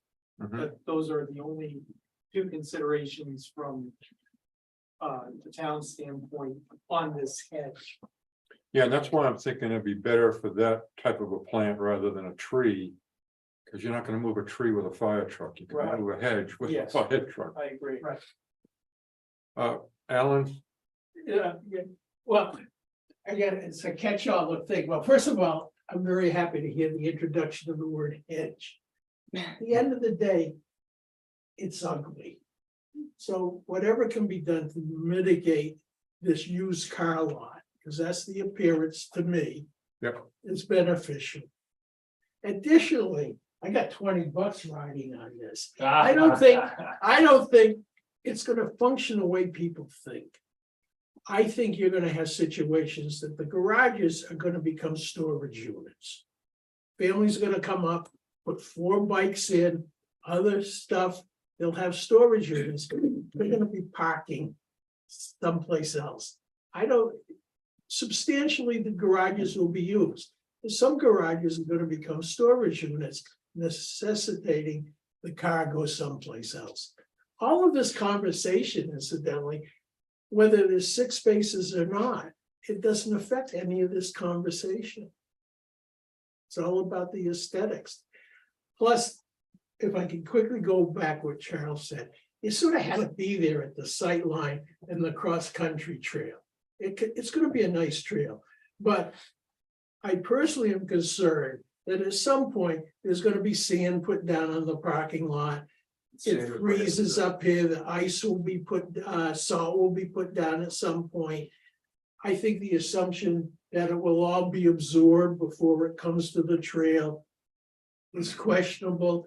I've heard somebody say, well, a berm may deal with the issue. I've heard somebody else say, well, the runoff will be minimal. And I've heard none.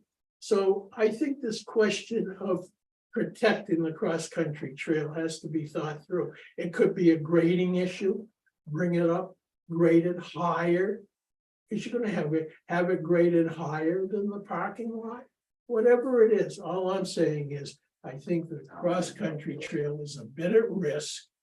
The water will flow off, you'll have freezing on the trail, etc. So both the aesthetics of trees, shrubs, etc., the protection of the trail are my issues. And I think they're irrelevant as to whether there's 6 spaces more or less.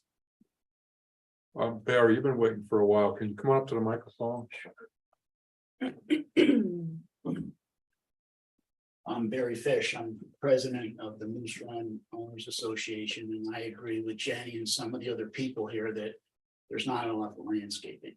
And I also wanted to have a point of clarification on easements. There are 41 lots in Moose Run. Half of them have easements on their property. Some of them have 2 or 3 easements on their property. An easement in Moose Run and in Waterville is unspecified, which means that it can be here, it can be here, or it can be here, as long as it's passable. Now, there's 2 different types of easements in Moose Run. One is common land. Common land, which means that it has to stay open, but again, you can move it again. And when you do move it, it has to be passable, because that's common land.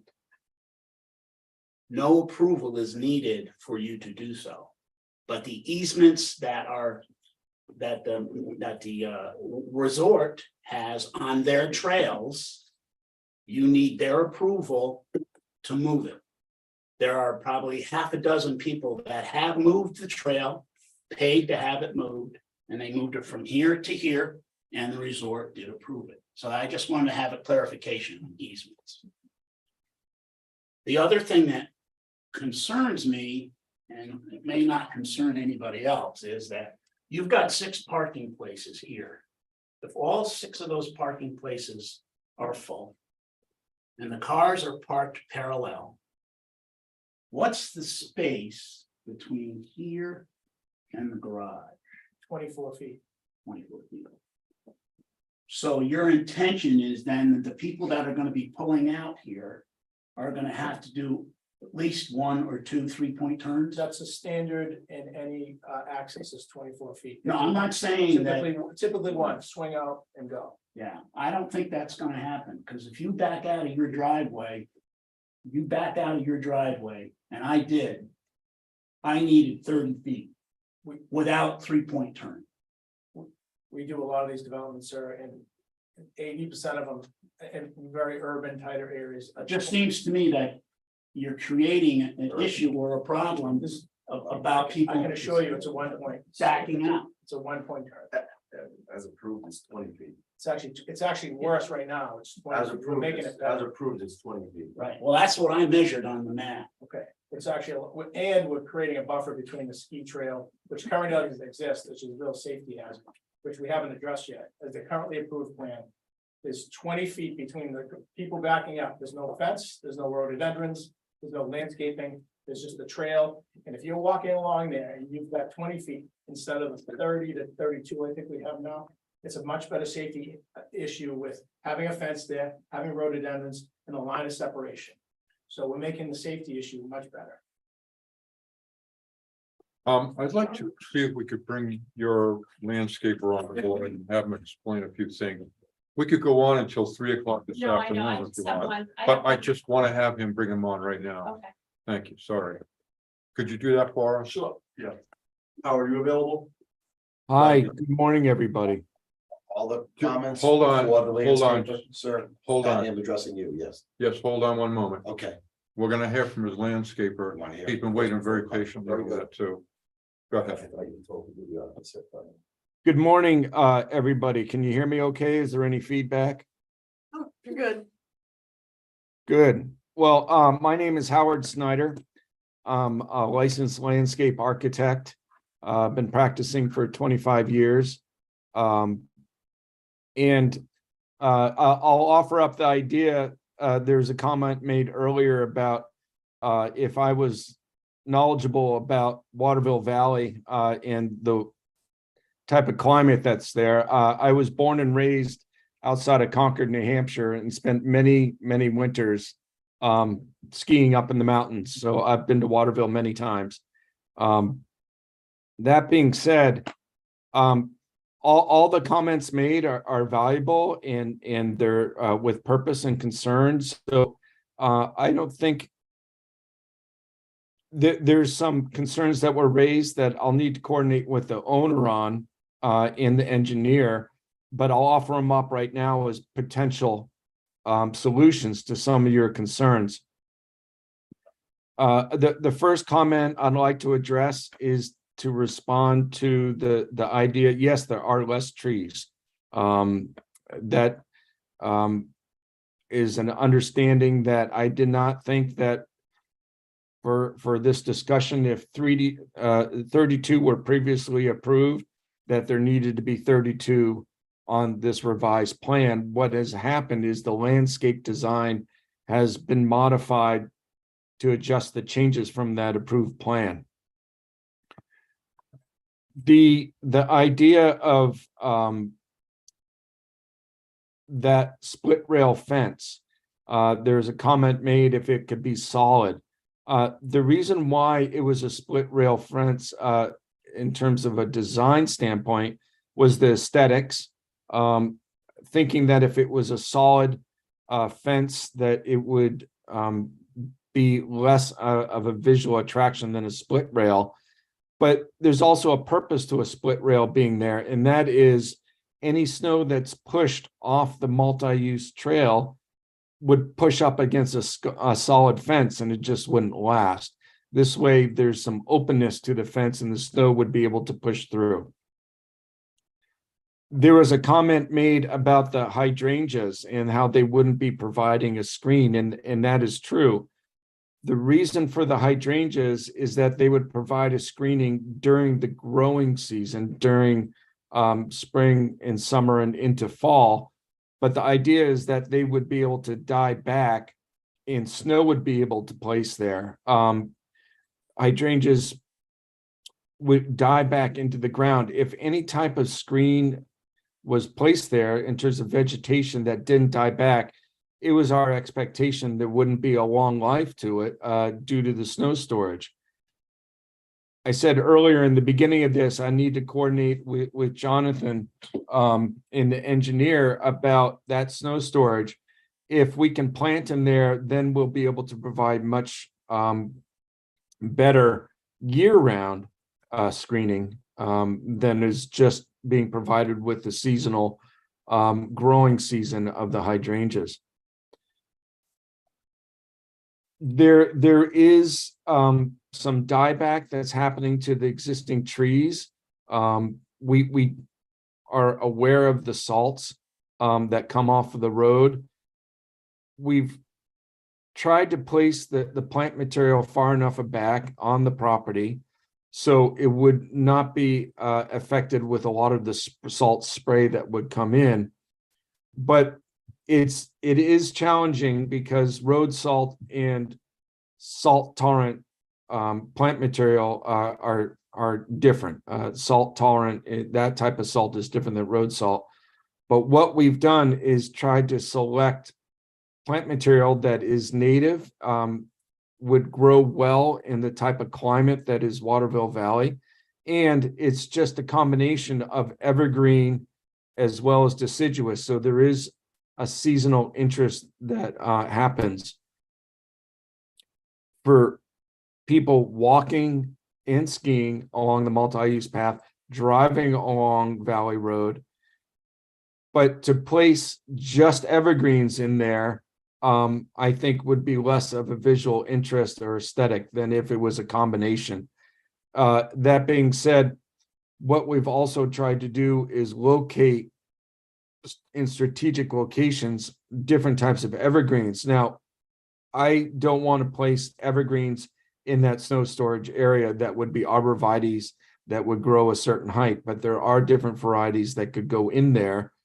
But the idea of combining those with plant material that it flowers and is more of a summer seasonal interest, along with the evergreens that would provide winter screening and year-round screening, I think would fit in better with the overall development. So that being said, I'm open to hear if there's other questions, or possibly there are questions that were raised before that I haven't addressed. Jenny, do you have a question? I thank everyone for their patience. I just want to offer up one other suggestion. If the impetus for this whole amended plan truly is that we wanted to move the trail and not because we wanted more parking, then let's get rid of the parking spaces and throw in some more landscaping there. Just a suggestion. I like that. I had a question for Tim. But I question that. You heard from the former police chief that he would support it. I've been up here, sorry, parking is as a priority, so. We were willing to work with that, as Jonathan pointed out, and Howard opined of creating a more robust planting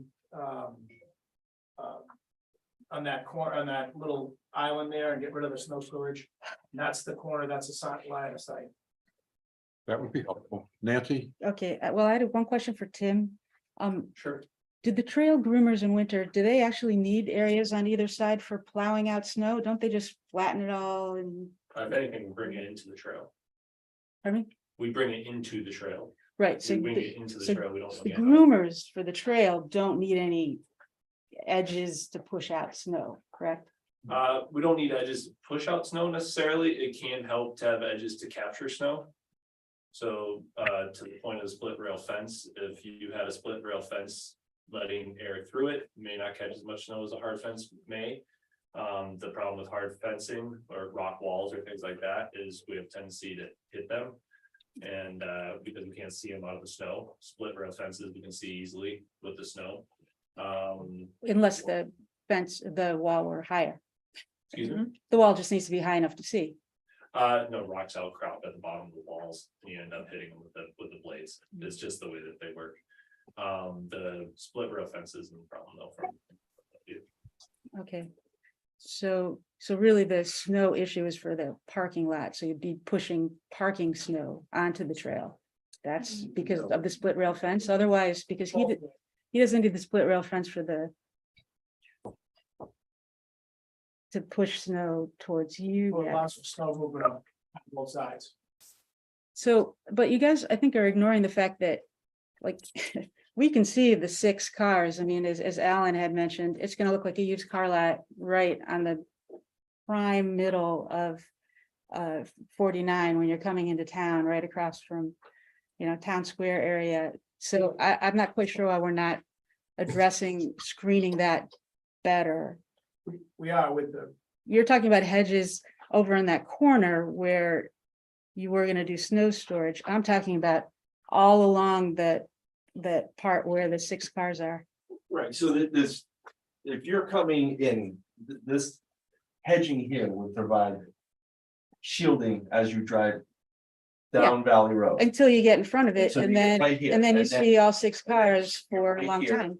And then all here, all these plantings are already 4 feet above you. So any growth of these are gonna be 4 to 10 feet above where you are when you're driving down here. So when you were, So there's like 20 feet when those plantings end and before, yeah, so there's, so you still, so what about that? You're gonna see the used car lot there. if there are 2 cars, I mean, when you're driving. There's gonna be 6 cars there. Let's just get it out. Nathan. There's gonna be 6 cars there most of the time. I agree to disagree with you on that. Yeah. So think we even if just there need to are plan 6 for cars it. here, I mean, as you're driving, you're gonna see this hedge.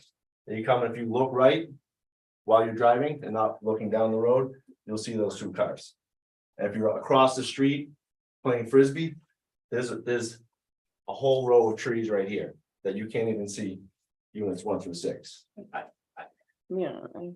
I don't think it's fair to be referring to this beautiful development that I've spent millions and millions of dollars on developing as a used car lot. I think I'm not it's- referring to the whole development. it's I'm kind just of an talking in- about I the gotta say, 6 it's kind of an cars. insult. I'm just telling you. We're just I'm talking sitting about here, the 6 my cars. perspective as a developer, referring to this as a used car lot for cars that are overflow, that might John be used Mayer. up. Uh, So I'm just telling you, it's an insult. I don't To me. mean to insult the whole project, which I actually think the buildings are lovely. All right, well, you I are. am talking about those 6 spaces that aren't gonna be The shielded. insinuation of a used car lot is not. I'm using the words of somebody from the You should. public, and honestly, that's who we represent. Okay, well, I'm just telling you how I feel about it. Morgan, John, I wanted to make sure you know that you had a question on Zoom from the public. didn't know that. What's the question? Hang on a minute, Morgan, go ahead while he's looking. So when you drive into the valley, and previously it was discussed that like Windsor Hill is set back nicely, that's a mess. It's always overgrown. It is inundated with water, which hopefully this will fix it. The whole road project will help fix that. You drive past the school, of which you can see the cars there. You drive past the athletic club and Golden Eagle, of which you can see the cars. Massive cars. As he said, these are second homes. Generally, people who can afford second homes have very nice vehicles. So that aside, there's 20 feet where you might see a BMW or something, whether you like those or not, that's your preference. But there's a bigger, just beyond that, there is a bigger eyesore, which is all of the parking at the golf course. So I think we have spent 2 hours on this and everybody sort of agrees that there needs to be better landscaping. They have also agreed that there needs to be better landscaping. So where do we go from here? Do we need another site plan? Do we need some sort of motion at this point? Right. Can I just weigh it up? Thank you. I know some factual stuff here. 5, 6 of these units are sold. We are doing what's called a forced payment. We have to notify them 45 days ahead of time. We had notified them. We've canceled now 3 times. If this doesn't get paved a week from Saturday, we don't get paved all winter long. That will create, I'm just telling you, a massive issue. So we have been before the board, we've been open, we've been transparent, we've worked with everyone here. We're open to suggestions. Yep. But the fact is, we would need a vote today. And if we want to work further on some landscaping on that corner, we are open to that. But as far as the amendments before you today, we would request the vote. Yeah, and I can see that the biggest issue is the landscaping, so I appreciate you guys working with us on that. Whether with trees or bushes or whatever we use, we have to leave it up to the professional to see what's going on, and Morgan had a very good point about other lines of sight vehicles in the valley, so. Zoom, we have somebody on Zoom. Harry Risman has a question. Hi, thank you. Henry Risman, 50 Lost Pass Road. I just don't understand why, just a few years after extensive review was done of this and approved with the same concerns that we're talking about, that we're trying to get this forced down our throat for 6 parking spaces that supposedly are only going to be used 2 weeks of the year, which we know is not true. I mean, is it beneficial to the valley? No. I mean, it's in one of the most noticeable spots when you drive in. Do we want to see more cars? No. Is it beneficial to the neighbors? I don't think so. I don't think I ever heard anyone speak to the contrary in that. Originally when the developer came to us was a month or 2 ago, they were trying to hold the easement and the ski trail and the liability as hostage, and that just wasn't true. And to Tim Smith's credit, he came up and mentioned that pretty quickly.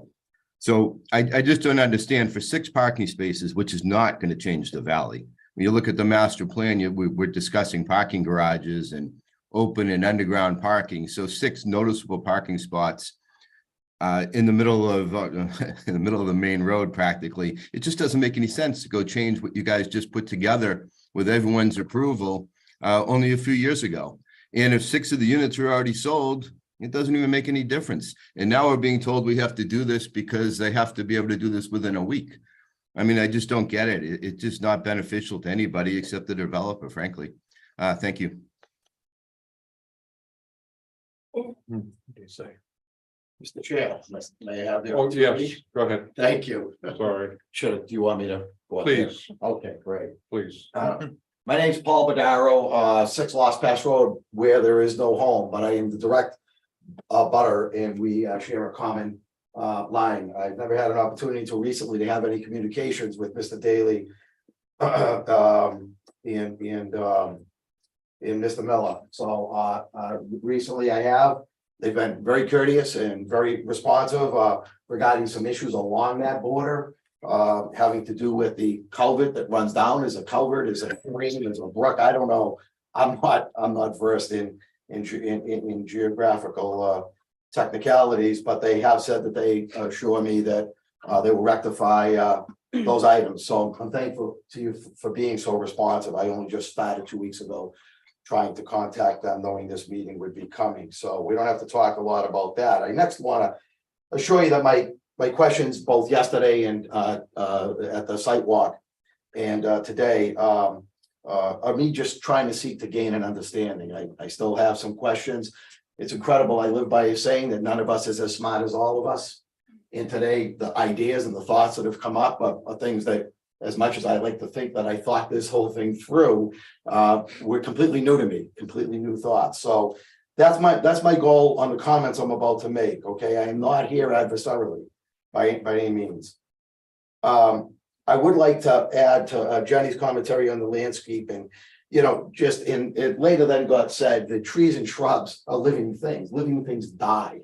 And I'm not an attorney, but is it possible to build into the homeowners association documents that the town holds you responsible for both maintaining and replacing these so-called living things as time goes on, since it seems to be the biggest theme here, and I don't know that anybody would reject that thought. Okay, as far as an easement, I'm not a lawyer. I know in my deed it talks about the easement and it defines the easement, and I know in my plot plan the easement is actually marked out. So I'm asking questions. I'm trying to seek to understand, but this moving of the trail, it's an easement we're talking about, right?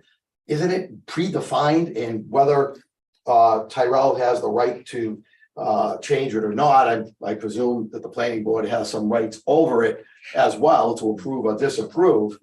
But it's a legal thing, so I don't understand the moving. Maybe someone can explain it to me. Again, I'm here to understand, not to dictate. I too had the same questions that Jenny came up with on the setback. I actually went out there. I don't know what this, it's at least like an 8-foot wall, at least on the westerly border. It's shorter, I think, on the Golden Heights border. So I don't know if that's defined as a structure or not. I know walls only need a 10-foot setback, but my reading of walls is a wall that is holding back some land that needed to be carved out and so forth. But this is a wall that's tantamount to a foundation that's holding up a patio, the sunroom. I don't know which is a structure or not. So I don't understand the setback. And was it previously, was there a, because you have a 35-foot setback requirement, was there previously a variance? So you said it got approved in the original plan. Again, I'm seeking to understand, was there a variance approved to put that there? If there wasn't a variance approved, it's, in my eyes, whether you approve that plan or not. And that, by the way, a flat piece of paper. It doesn't show the topo of how high that wall is. Okay. So I'm just wondering, do we have an issue with those patios? Okay. The road's at 1,500 feet, trees the road is at 1,500 feet, the trail's at roughly 1,504. I thought you said the trees were gonna be 14 feet tall. They vary. I mean, there's. Oh, okay, yeah, so okay. Various. I couldn't understand why only 8 feet above the road. No, Then so you said it'll be 8 feet above the road because you're 4 feet already. Yeah. Okay, great, thank you. Yeah, the trees vary in height, and you can see in that picture, you have some that are 60 feet tall and some that are 4 to 8 feet tall, so then you're, 8 to 12 feet above the road. Okay. So there's about 4,000 feet, by calculation, of parking and driveway, let's call it, right? And I know you say there's adequate snow storage, but I see it just being pushed back to the end of the lot on that culvert and ends up becoming snow melt into the culvert. Do we have any understanding that this culvert can handle 120 inches average annual snowfall a year? Maybe we do. I don't know. If you say, yeah, you've got something that says that culvert, there's no problem and it's not gonna rise above with all the snow that's falling down and you're pushing it to the end for the snow belt, I guess I don't have a problem with that. Again, just seeking to understand, okay? I'm not here adversarially. But if you're saying, yeah, that it can handle it, because that's where the snow's gonna go. There's no snow plow guy who's trying to make money, who's not gonna take it and push it toward the back, and you can't push it left. That's where the snow storage is, on the lower lot. On the lower lot, okay, but in the culvert's at, Thank you. All those, our engineer can speak to that. Okay. There. yeah, we probably should, I mean, at some point, because then it's on record that it is enough, okay? In the plan, and I know we're here for the amendment, but in the plan, there's a talk of a rockery wall on that left-hand corner. Okay, the westerly corner, it shows that there's a rockery wall, and I'm just wondering, is the rockery wall there already or not? Oh, it's not, okay, so there's an additional wall, an additional barrier that's protecting Yes, that whole, thank you. Yes. Okay, so that's going in before yeah, you guys get your, I don't know if you have to see the whole before or after that, but that is definitely going on before. yeah. Okay. The land across the street, that can't be used for the parking? No, Okay.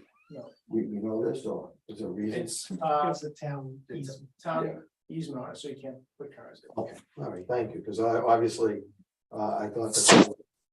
The last thing I really have is this 4 foot, I measured it as 4 feet, the buffer between the the side of the parking that would be closest to Valley Road and the split rail fence, it's about 4 feet, right? So you've got 6-inch posts for the fence, you've got a 5 or 6 inch curbing, it's gonna have to be, I presume, some type of curbing.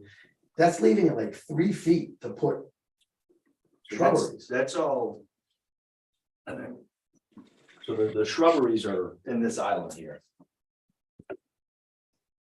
And this is all that, Oh, I understood yesterday from the site walk that whole Yeah, this- thing I That whole may have thing just misspoke that it span there came was down gonna be farther. This hydrangeas. is all the, wildflower grass mix that's. Okay, so there's not gonna be any hydrangeas or rhododendron, there was Yeah. some confusion as to Yeah. which one it was. So this is all the wildflower mix. Okay. Okay. And that was all I had for considerations. Thank you. All right, thank you. Well, I think we could keep on going on this all day long, but I think it's the point where we gotta kind of Put up or shut up. close up the public and discuss it with the board. Anybody want to make them? I move that we move to we close the public discussion. So, just before you do that, I want to say I'm surprised because it sounds like you've been discussing some possible changes to the plan, which you'd continue the public hearing if that's the case, rather than close the public hearing. Okay. Well, what I can see then is we need to come up with some kind of stipulations. And continue this and. I mean, this talk could go on another meeting, really, it's just.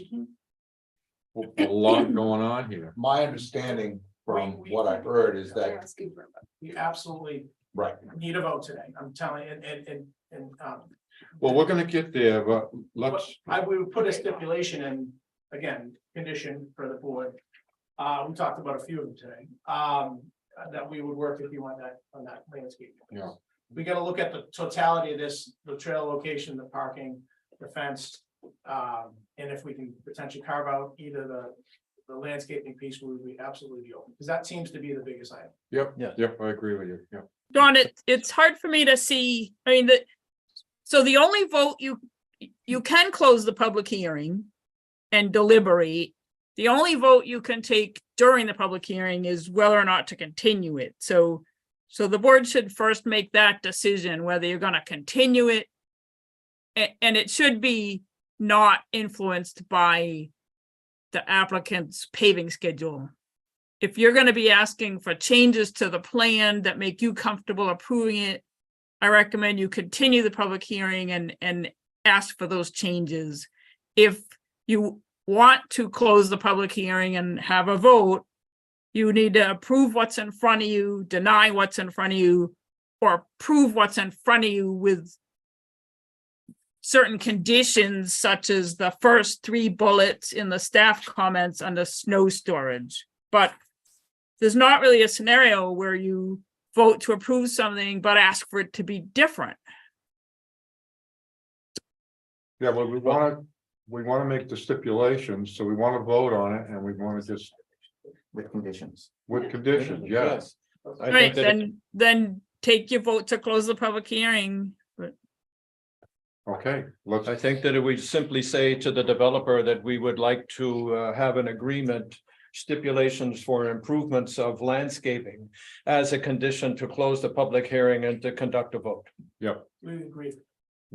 I don't know how you can conduct the vote on something you don't know what you're voting on. Yes, Yeah, we that's do. that's what my recommendation was, but No, the, Conditions. Because you're thinking landscaping, she's thinking parking or no parking, 2 different issues. okay, I mentioned that an agreement to modify to improve landscaping as the condition to proceed with closing the public hearing. And include That or doesn't- disclude not the parking It spaces. doesn't address Jenny's entire issues. Right. John, may I? yeah, Rich, go ahead. Chair, I think there seems to be a little bit of confusion here. If we close the public hearing and then we, the planning board, discuss the application in front of us as is, we can, one of the things we can do is approve it with certain conditions. Is that correct? that's correct. But one of the conditions can't be that you see a revised plan with more evergreens and visuals. Right, You're doing it blind and on faith, kind of. right. Yeah. So the conditions would have to be specific. The approval is made as long as these conditions are met, full stop.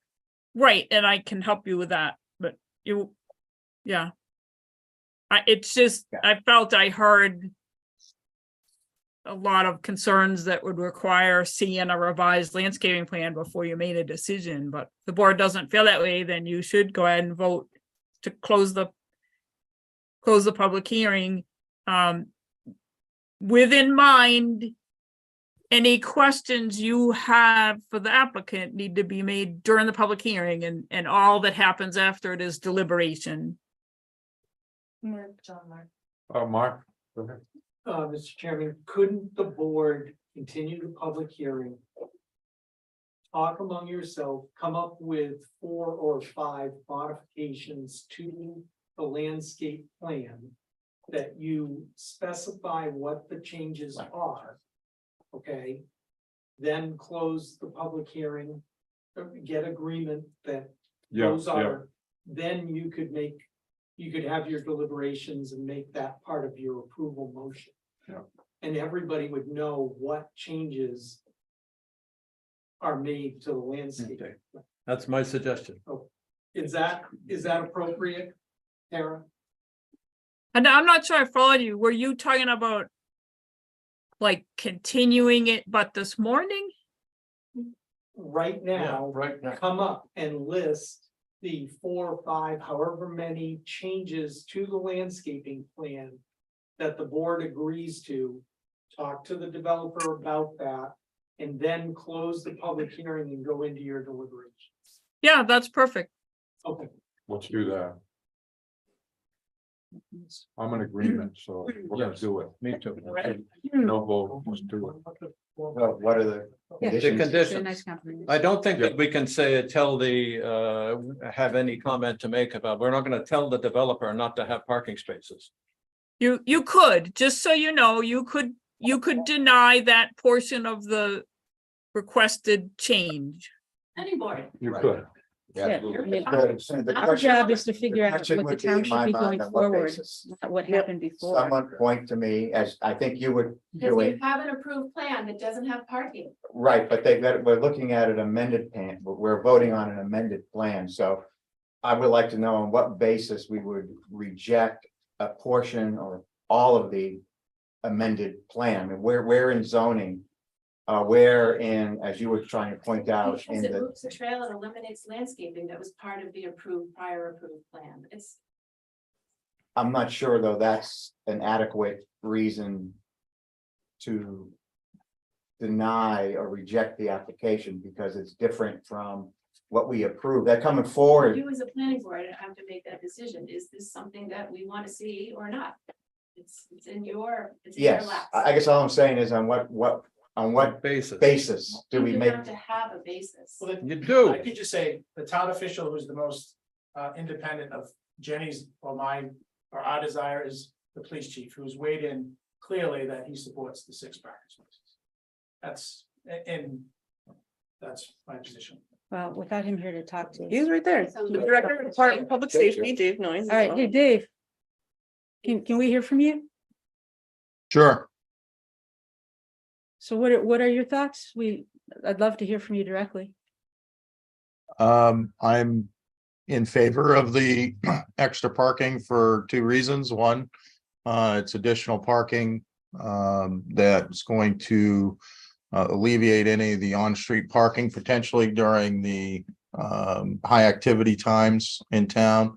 I think there is no on-street parking, period, in the town of Waterville Valley unless there is certain signage that indicates there is parking. Anywhere around Golden Heights, there is no on-street parking. Typically, we're busier in the winter. Those vehicles have the potential, because that is not a high traveled road, it's essentially a dead end. The potential for overflow parking to be on Golden Heights and Brownstone Way are much higher. And that causes an issue for our public works folks for getting the roads cleared, but it also creates an issue for us trying to track down owners of these vehicles in 13 units.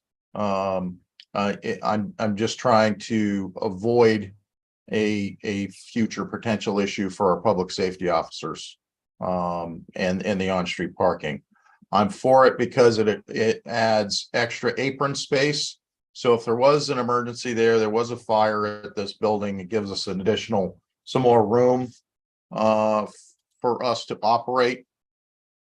It was going to be tight before, not saying that it still isn't tight the way that it is. Even with the addition of these spaces, it's still going to be tight for us. But any additional space that we can get is beneficial for us. And those are the two reasons why. Can I ask a question? But won't it be tighter if people are parked there than if the spaces weren't there, and nobody was parked there and you could just pull off onto the grass? I'm just curious. It's semantics. Really, depends on the time of year, depends on how busy you are, depends if it's a weekend. We have to work around those. What I look in general, if there's more space, the better. More paved space. And they do literally push vehicles out of the way, and if they're in the way of a fire hydrant, they will break the windows and run the hose through it. It's Right, yeah. Yes, so the cars, yeah. So what I'm thinking is we already know some of the stipulations, right? The landscaping was one of the bigger ones. But we have to be specific on what So conditions. of why don't we landscaping. discuss that and write them down as we go, because That's the job right now. Yeah. Let's do it. excellent. yeah, Well, you're the secretary.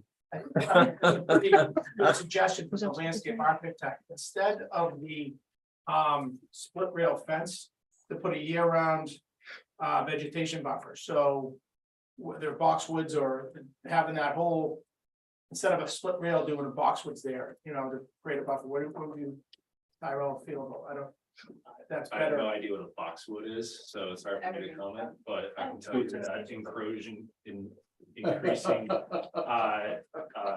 mass above 4 feet high even will come into the side of the snowpack. Okay. So we do need to watch how high we go and how much incursion we get into the trail. Okay. At about head height, because it will damage the snowcat. They are, boxwoods are kind of like a ball, small green plant. What you make topiaries out of. Awesome. And they're hedgeable. Wow. They're trimmable. There's a picture of You it. can maintain those. Yeah, I mean, wouldn't the sides go straight up, so it wouldn't impinge on the trail at all? As long as it's landscaped. Yeah, Oh, that's the. Yeah. and we are open to putting that in the HOA documents of replacing Yeah. any dead or damaged I would like to see that. plantings. Yeah. That was a Yeah, good into idea. the. Well, that's, I don't see any problem. that should be standard anyway. It is standard anyway. We're supposed to enforce it. We don't.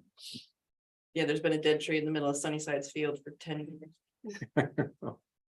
Is there enough room to run the boxwood all along the side, or is that too narrow?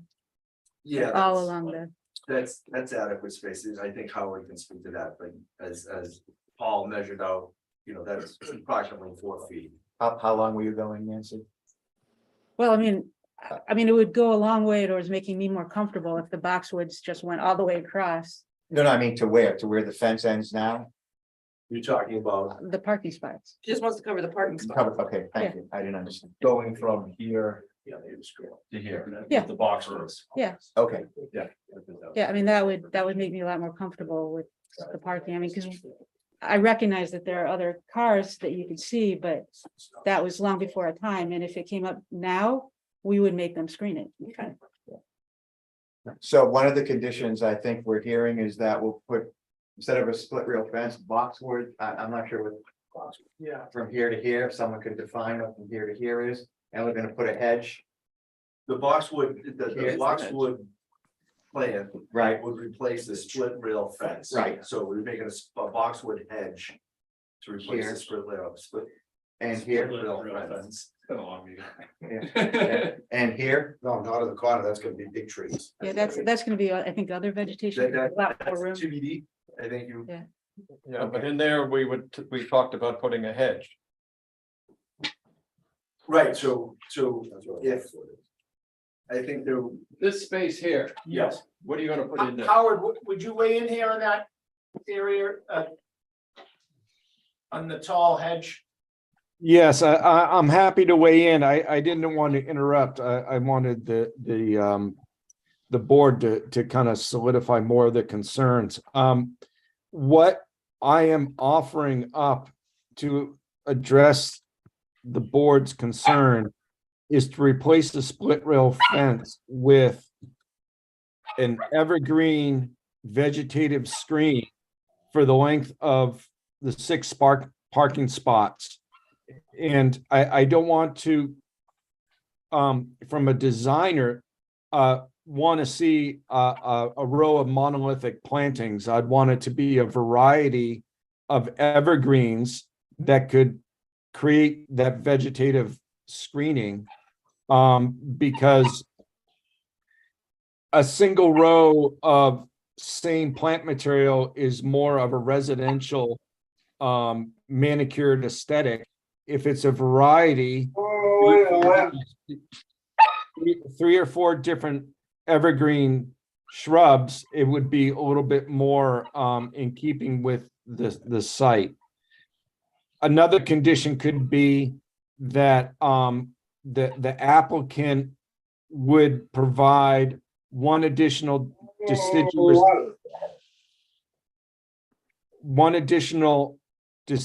tree in the snow storage area between the parking and Golden Heights Road, and supplement the hydrangea planting with additional variety of evergreen and deciduous to provide year-round screening. Can you just repeat that last part? I was trying to write it down for them. I was offering up a suggestion about one of the conditions would be plant the snow storage area between the 6 parking spots and Golden Heights Road with one additional deciduous tree and a variety of deciduous and evergreen shrubs to provide a year-round visual screen and interest. And if it pleases the board, you may even be able to say a minimum of 5 deciduous and 5 evergreens, or whatever you may believe it would be an appropriate minimum amount of plant material. Mind you, we can't plant that entire area you see on the screen. It's been requested that that curve in the apron be left open for emergency access.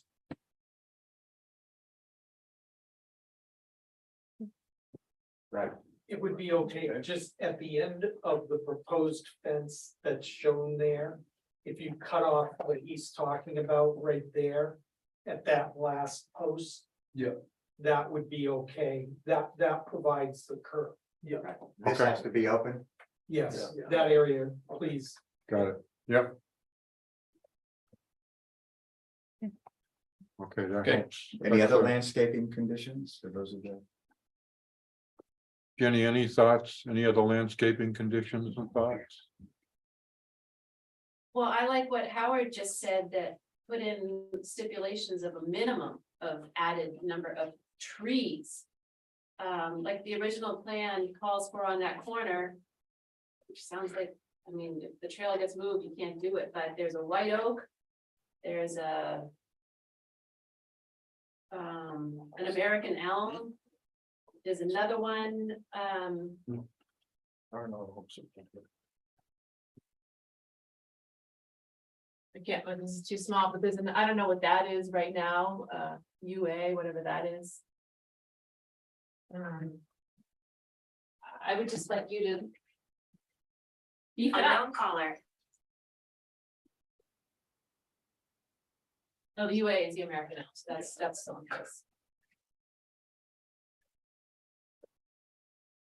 Well, I think we need to be specific, and that's the point Yeah. of this Yeah. discussion. in that area, that would That wasn't touched, yeah. I believe you could be as specific as the quantity and if you wanted deciduous or evergreen. But I would caution that the stipulations state a specific plant material, because I want to make sure that I can specify one that's most appropriate and will best meet the expectations of the board. Alan, you got a question? Do you have a budget for what this landscaping will be? We do, yeah. Can we just stipulate that you're gonna spend whatever your budget is and then come to the specifics later? No, I don't think we can do that. Nope. he wants it to, but What I would just like to focus on is the area of landscaping changes that we just addressed, where we're looking for amendment or changes, to try to start planting trees. Which hasn't changed, that was already approved, it's just kind of disingenuous, and I don't think it's necessarily fair to anyone, so. What we are talking about, I hope we can agree is doing the year-round evergreens right there. Pulling it back from that corner with, as Howard had mentioned. And I think that addresses, the concerns about line of sight and the year-round vegetated area.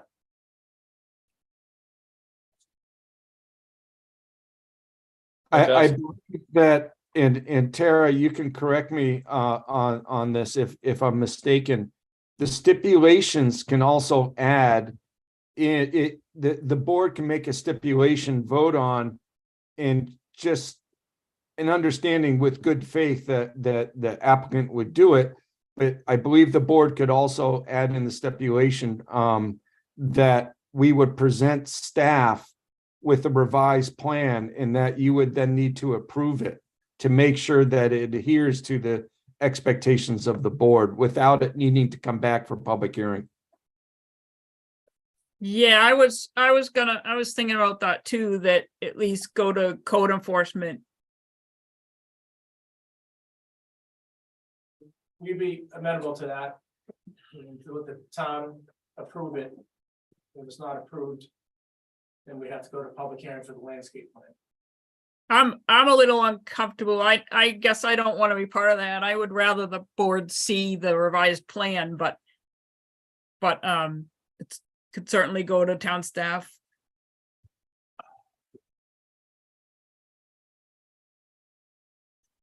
I'm not willing to kind of take ownership of that. Mike, you got a question?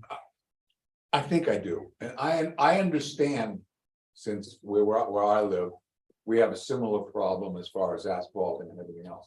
So I understand the issue that you have in getting your paving done in the next couple, 3 weeks, especially if you've already made commitments to contractors, which you probably have. I'm not convinced after 2.5 hours. Unfortunately, I'm not convinced we're gonna get there today. Is my guess. Now, my understanding is that you have something that has to be done in the next 14 days? Yes. I just needed a time frame. I hate to make this suggestion, but I think we need an additional special meeting to continue this discussion in the next, same time next week or whatever. Otherwise, realistically, I don't think we can legitimately make a decision today based on everything that I think. I thought we were working toward a solution. I'm not sure I agree. Okay, I think okay, we're that's working fine. on a list. I don't agree with that. We're coming along with conditions. Okay. The question is how Why drag this specific. I out? think the latest discussion was take on faith some of what's being said here, but if we can be more specific in what we want, then it's up to the developer to meet those conditions or the approval doesn't stand. And I'll let the town weigh in. We have worked in really good faith with the town. We've taken over the project. We've done everything we're supposed to do, whether it's a complaint from a neighbor or checking responding to, if I was here, if I had the same concerns as Paul and Jenny, I'd be voicing those too, and I always put myself in that position, as we all do, so. We don't wanna give you a plan in a week or two and say, oh my God, this is nothing. We are gonna work with you, we're gonna work with the town and make sure that you're happy. And any of these conditions that are warranted. So that's what I would say. We have two items on the board with no fence but boxwood. Well, No, mixed box- Not boxwood. Mix. It's gonna be a variety of Variety of evergreens, varieties. but we should be very specific. Aesthetic, you know, more mixed natural. year-round evergreen. Yeah, Okay. it's gotta be a solid hedge without view gaps. But no fence. No, Okay. Okay, so there's two things on stipulations, but what else? Yes. What I'm getting at, what else? The trees that are in this section here, Yeah, so or What else does the board want?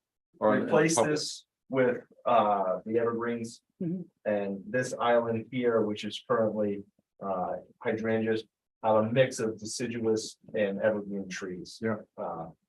And But I mean, it's like is that- 5 to 7. Is there any depending on more? Size. I mean, I would like to stipulate that they're native plants as best they can Yeah. I be. mean, I- Yeah, I think, Healthy, friendly. that's what Howard specified, right? Native Yeah. plants. yes. Talking to the microphone. Hello, Howard. Bill, turn around and talking to the mic. Mike, Howard, you're specifying that these are native plants. Right, I would specify native plant material and that are Okay, appropriate for the climate and the anticipated site conditions that they would be planted within. Excellent. You're included salt tolerance in that, I assume. Well, when you consider specifying plant material that would be tolerant of the potential exposure to road salts. And I'm not trying to debate it too much, but a concern is that the native evergreens and other plant material wouldn't really necessarily growing up in evolving with salts around. And the second is that road salts and salt tolerant, those salts, as I mentioned, are different. So, but there are evergreen plant materials that are native to the region that would be tolerant of road salts. And I will look into those. Yeah, there's a list. Yeah. And also, I'll add in the idea of the mix of evergreen for year-round screening of the 6 spaces, that they would be plant material that would be pruned if needed to maintain the needed width of the multi-use path, that they wouldn't be evergreens that would spread into the path. Sounds good. And Kathy, go ahead. just that the homeowners association is there. We'll make sure that's in the. In there, yeah, that- most of the messages. Okay. all right, so I think we have the basis of an agreement. I just have one added suggestion. The one lone evergreen that's on the other side of Golden Heights Road is right now specified as an arborvitae, which, Is it? yeah, Could you zoom in? It's not, It was. it's a type of arborvitae, but it's not the one that you commonly seen at the plant nurseries in terms of what's called a dark American arborvitae. It's a different type of arborvitae variety that doesn't grow 30, 40 feet high. You gotta turn up. It maintains a shorter height and better density down near the ground. Arborvitaes tend to grow up. And another reason for that is I didn't want to use a dark arborvitae because they're much more susceptible to deer browsing versus this variety, which is doesn't taste as good. All right. Good.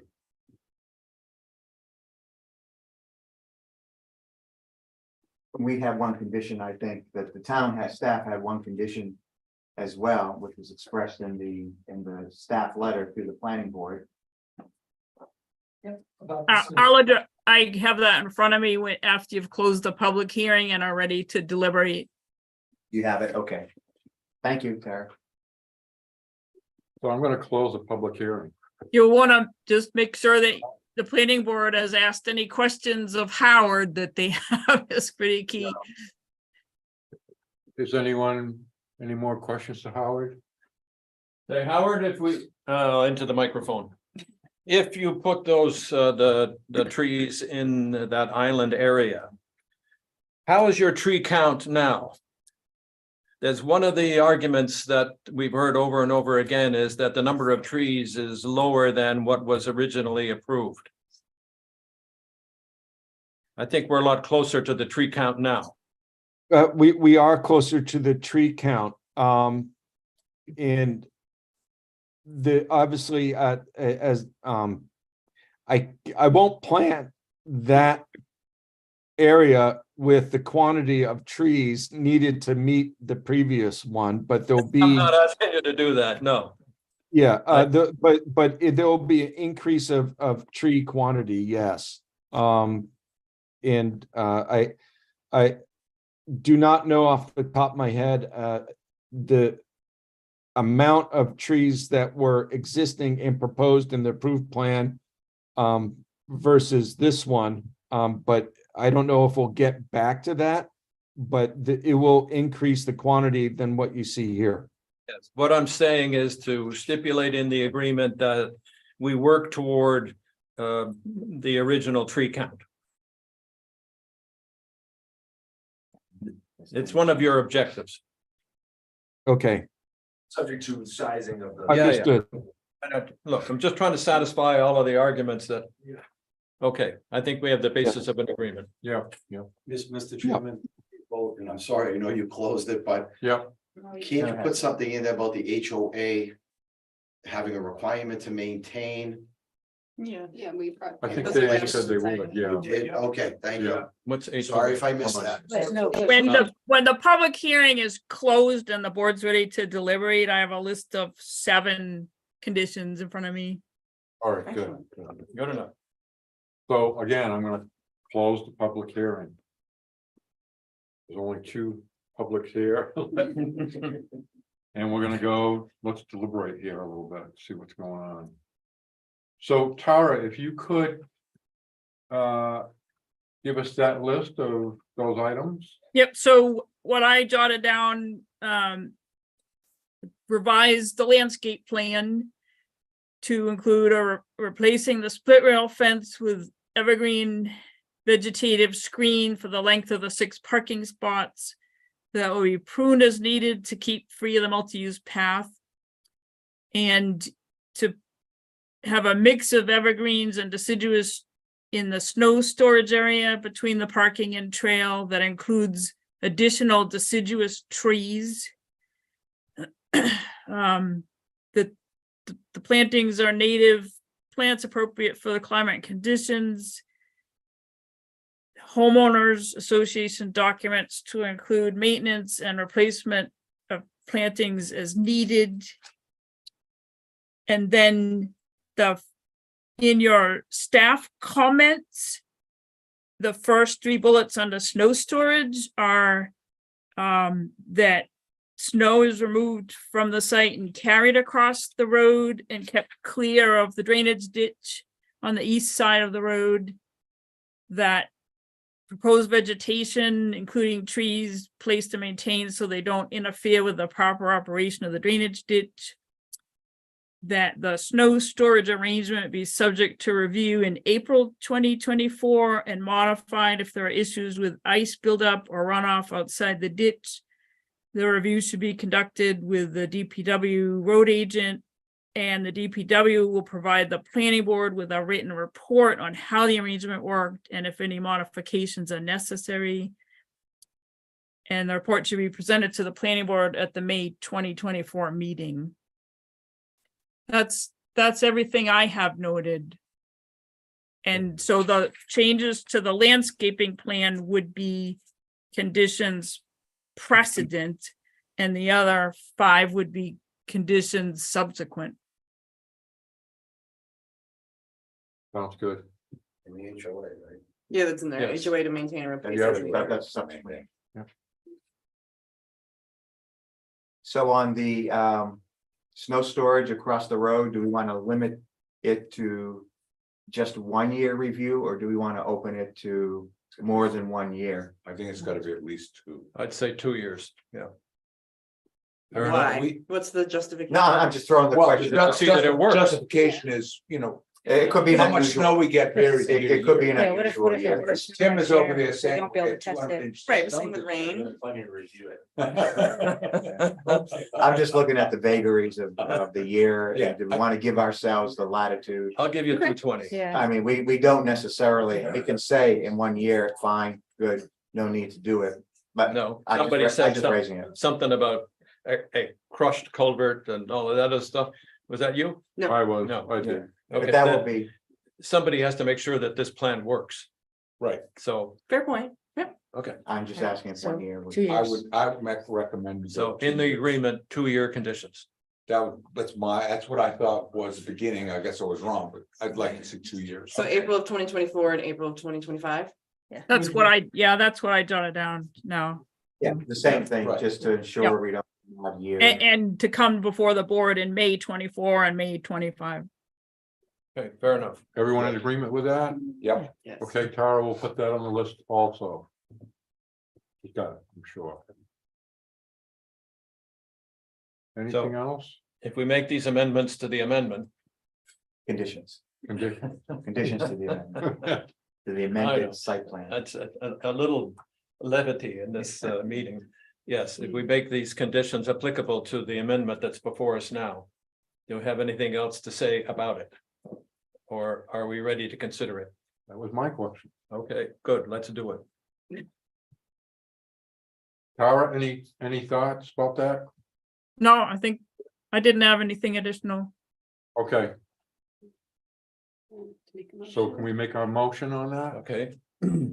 That I move that the amendment to the plan before us be altered by the conditions, the conditional agreement applied to it to be satisfactory for a vote for the planning board. Well, so that's not You get us approval. really approving it today. So Get you us might want to say, So, all right, for the planning board to vote for approval or not approval today. with the condition precedent that the landscaping plan be revised as we said. And all the conditions subsequent. That's, Yes. that's what- Right. Let's re- so Alicia can write it down. beginning of it again. yeah, start over. It's a hard job. Thank you for taking it up. All right, Got the planning board vote to approve. yes. Let's let her get it down. first. Yeah, she and Mark. I move that the planning You got board it. vote to approve the amended Golden Heights plan, subject to the conditions so stipulated in the discussion with our planner as to alter the amended plan before us today. I second that motion. All in favor? Let's take a roll Yeah. call. Mike Capel, aye. Morgan Dean, I. Nancy Knight, aye. John Racine, aye. Alan Burke on that. Bill, I. Rich, I. And anybody else up there? No, No, that's it. that's it. Why did you? No. I seated him because. No. That way. I think we're setting a very poor precedent. My heart says yes, I feel for this guy, he's put millions into it, he'll probably do a very good job. But we approved the plan before that they didn't want to, they now want to change. And we're trying to do the job of the landscape architect saying, we want this plant here, this plant there. That's not our job. We're being pressured to do this because of his schedule to pave. Otherwise, this board would say, come back in a month and show us what you're gonna do. Which means that on our vote, we vote no. And I voted no. No. Okay. I think we have. a vote. I feel for this guy. He. No. He's Their responsive. schedule has he's no bearing on everything. what I feel about this. Okay, hang on for 1 minute, because it's now getting too confusing. I think we're a little bit out of the sequence. Right. He just That's- voted no. I just voted no. That's That's fine. okay. There's nothing wrong with that. That's okay. We're just voting now. We don't want.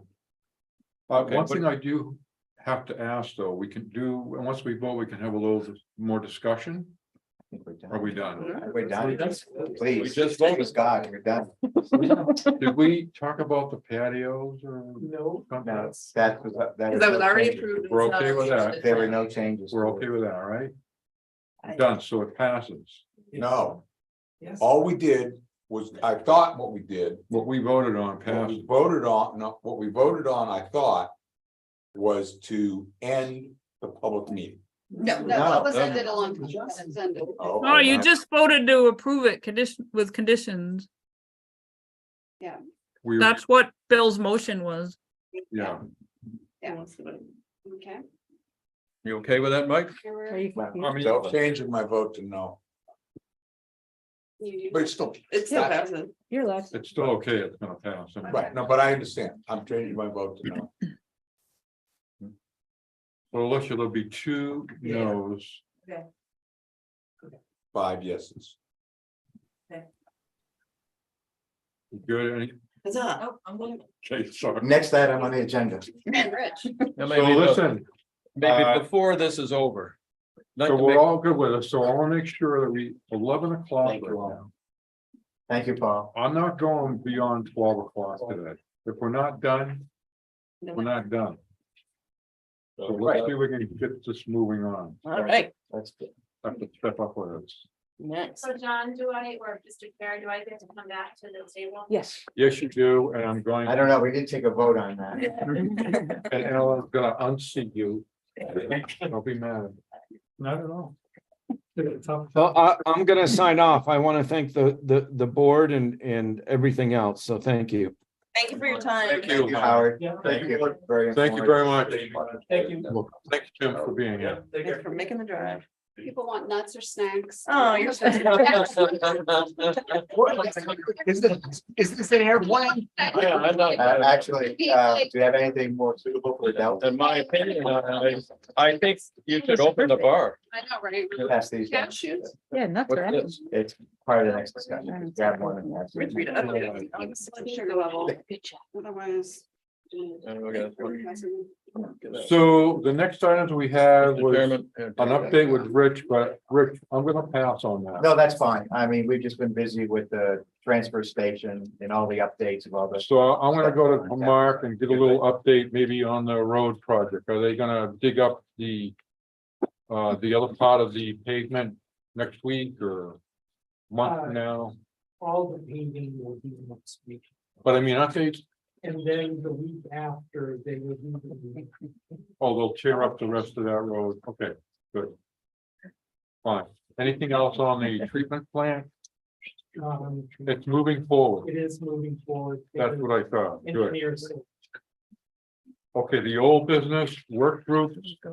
Tara, I was gonna see if you could take lead on this with the work groups. Because, is everyone still here? Yeah. What else you got in that bag? What do we want to achieve today on the work group? Clearly a mother. I guess for the board to weigh in on these as possible zoning amendments. A well, couple of them have got amendment language, the one on solar and wind has scheduled a meeting tomorrow, Yes.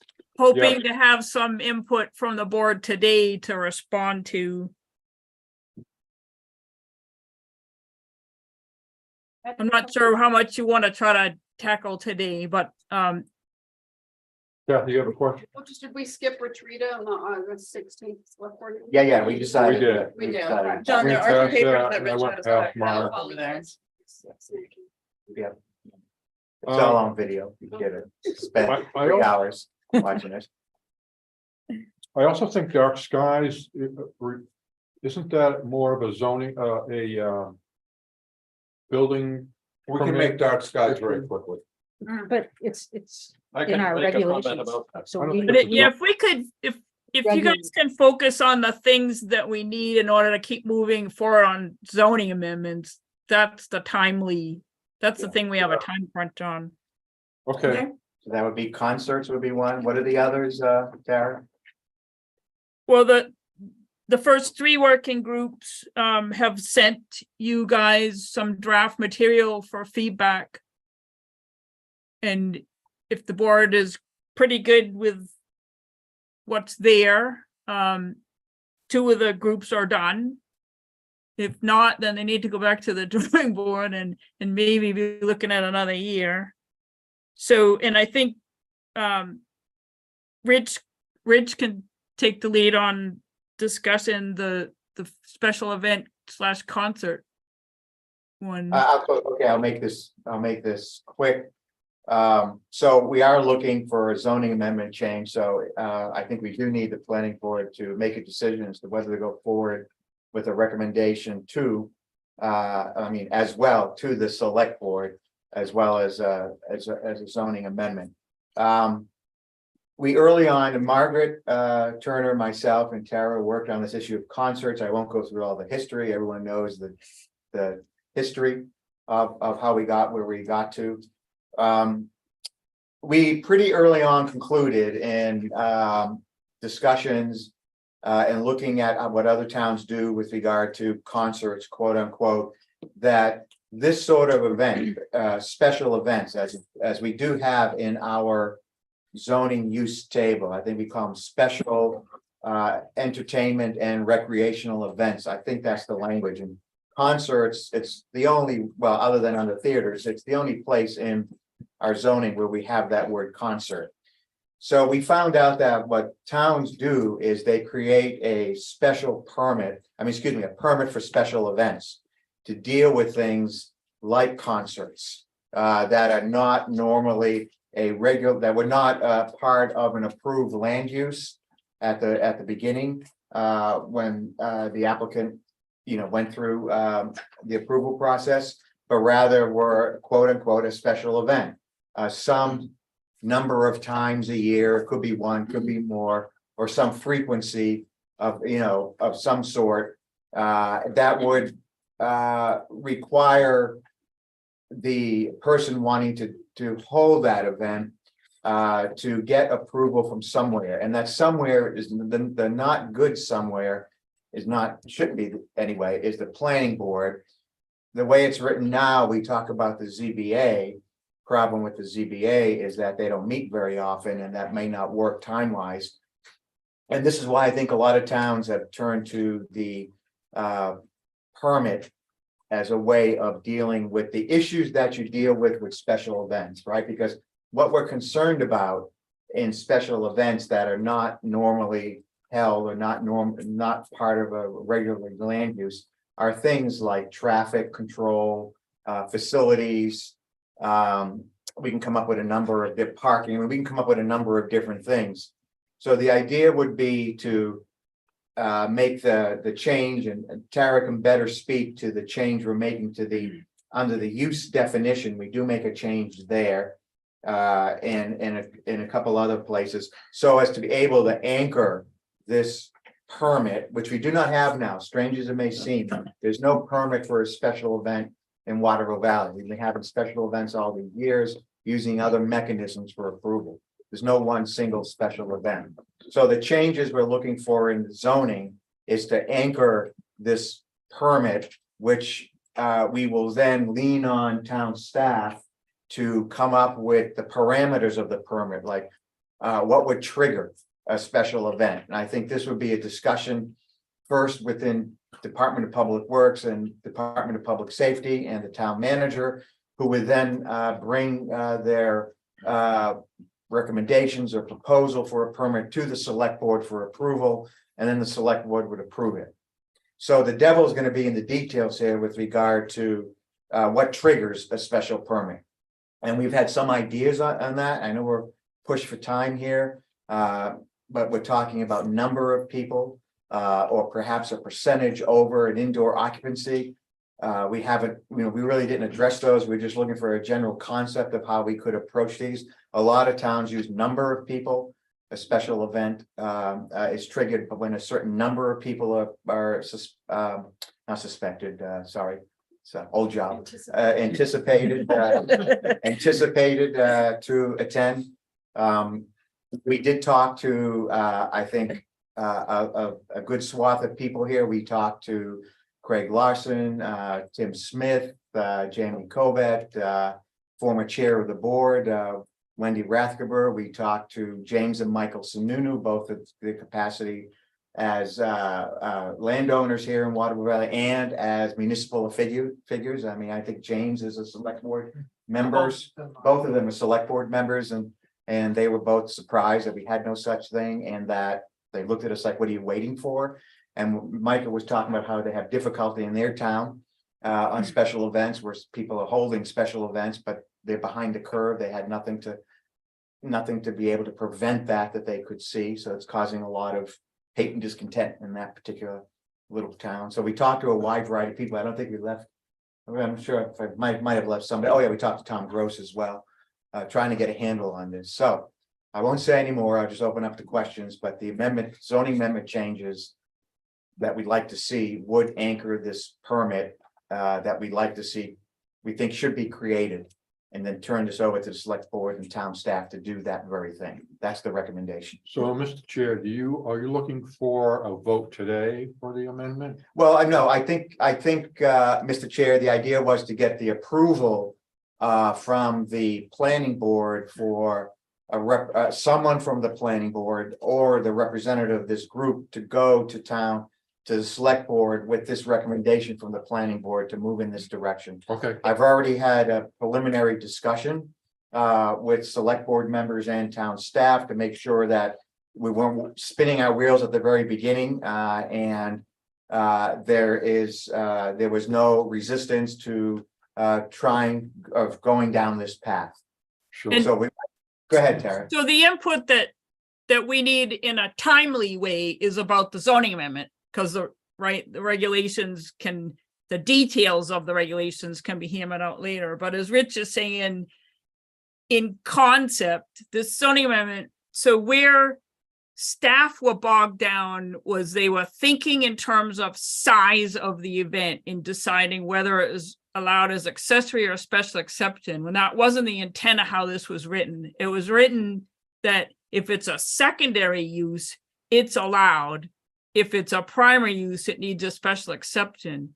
So I think the staff was focusing on size because in this instance, size matters, and it's going to shift the discussion about the impacts of the potential size of the event to this select board special permit and get it out of the zoning. It will be clear. The intent of this zoning amendment is to make clear that if it's a secondary use, it's allowed regardless of how big an event it is. Can you clarify? So let me understand. What you're saying is that if somebody wants to have an event that's going to have 500 people, they can do it. They have to get approval from the town. They have a permit from the select board, and it's a secondary use in these districts. And so I'm going to have an event for 500 people. And what is the town? What is going to be the justification to affirm or say yes? Well, as I said, the town, as Tara was saying, well, the town's going to produce those triggers and the parameters that would trigger the need for a permit. I would think holding an event for 500 people is going to fail. No, I'm making 100 people. So we've got examples of special event regulations that your town council has worked on, and she'd be working with the select board on customizing one of those for Waterville Valley? The other towns. Like I said, they have different numbers of people, they have different considerations involved. Those will be worked those out are later. regulations that would come out of the select board. Yes, but we need to anchor it in zoning amendment changes. So the planning board writes to the zoning amendment Yes, we could changes, do the select that. board makes the decision. And this will create the permit and then be responsible for this. The code enforcement officer, as a select board agent, would be the primary person making a decision. If for some reason he or she couldn't make the decision, it would revert to the select board for a decision on whether to hold the event. But in order to write the zoning amendment, we have to have some parameters that are. The language. No, that's not the recommendation. The recommendation is not to put the parameters in the zoning. The recommendation for the zoning amendment is in front of you. It was sent out weeks ago.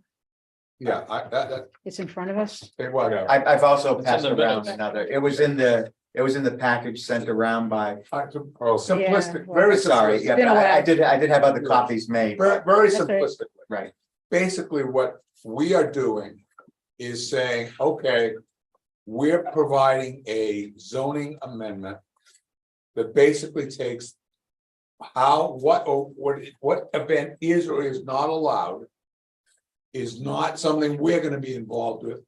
Excuse me, it is something Dave and the select board is gonna be involved with. Simplistic. Truthfully, you're not changing the effect of the zoning. We're clarifying some language in the zoning to make it fit with its original intent. I'm a very simple person. All right, yes, so basically, simplistically, what we're doing is we're saying. We are basic, I don't want to use punting, that has bad connotation. we're merely changing language in zoning to clarify. To the intent, clarify as that Tyler said. That will what allow events. Or concerts or whatever special. will, events. or special events will be allowed. We're saying is now gonna be a function of the code enforcement officer and the select board. No, that's the plan, but there's no language proposed for the zoning ordinance that says that. Right. You I- could, if you chose, put that language in the zoning, but that's not what we as a working group are proposing. Take yes. to The language for this Yeah. proposed zoning amendment is just what appears under amend Article 4, Section J as follows. And then. Yeah, it's part one of this. So Zoning. dated September 7th, it's part one zoning amendment. Oh, That's so all- what's proposed. That's all we need right now.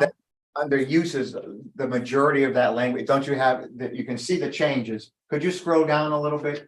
You can see where, what's in black is what's already there. And the blue is the addition and the red is what's being struck out. Unfortunately, it didn't translate into the printed copy. I apologize for that. So that would be the change to the zone. That would be what we would change in zoning, the language.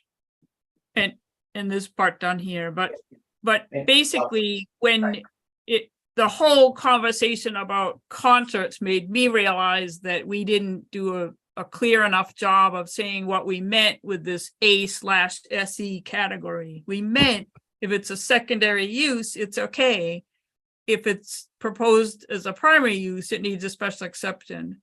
We didn't intend for it to be size as a consideration. We would have said that, In the zoning, right, right? not in the permit. So we're just trying to correct the zoning to do what we meant that category to do. We meant if a golf course or tennis facility or ski area wants to have a couple outdoor concerts in the summer to, be more sustainable, that they could do that as an accessory use. And it wasn't clear enough to staff, so we want to correct that. But that use will be contingent upon the parameters of the permit that will be created by town staff. I keep going back to Right, that's all. simplistically, That's simple. very simplistically. What we're doing is we're creating a zoning amendment that basically says that if you want to do these things, You're gonna have to go to the town. You're gonna have to explain where the porta potties are gonna go, where the parking is gonna be. That would be the intent of the permit. Et cetera, et cetera. Right. All of which is going to go through the person designated by the select board. Yes. And say, okay, I, the code Yes. enforcement officer. Recommend that this do it. The select board is gonna say yes or no. I'm gonna again be simplistic and say, no, the zoning amendment is not mentioning that. You can do that in a zoning amendment if you want to. You can have a zoning amendment that says if you want to have a special event, you need a permit from the select board, but that's not in the zoning amendment at this time. That's in front of you.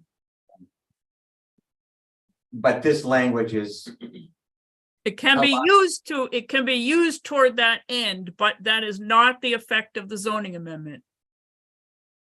The effect of the intent of the zoning amendment is just to correct the language that's there, to address the problem and concerns. We're recommending that the select board adopt special event regulations.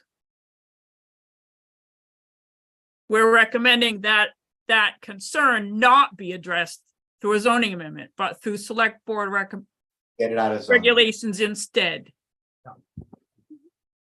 I agree with as that. is done in many towns. Right. And we have great examples from town council. Okay, That's why I should have mentioned that town council was brought into this discussion as well through Tara.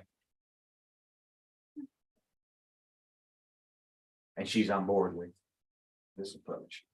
I move we accept the zoning amendment. We'll make sure we're done with the discussion yet. No, you can always just say no and keep going. Well, Tara, we're gonna actually have to create, we're gonna have a formal discussion on all the specific We need some zoning amendments at a point in time, right?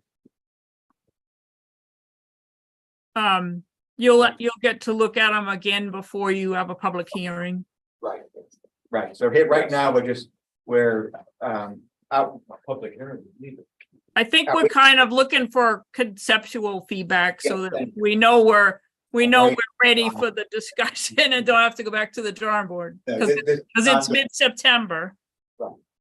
This is not to accept this language, but this is the language that will be put forward when we talk about zoning. Right.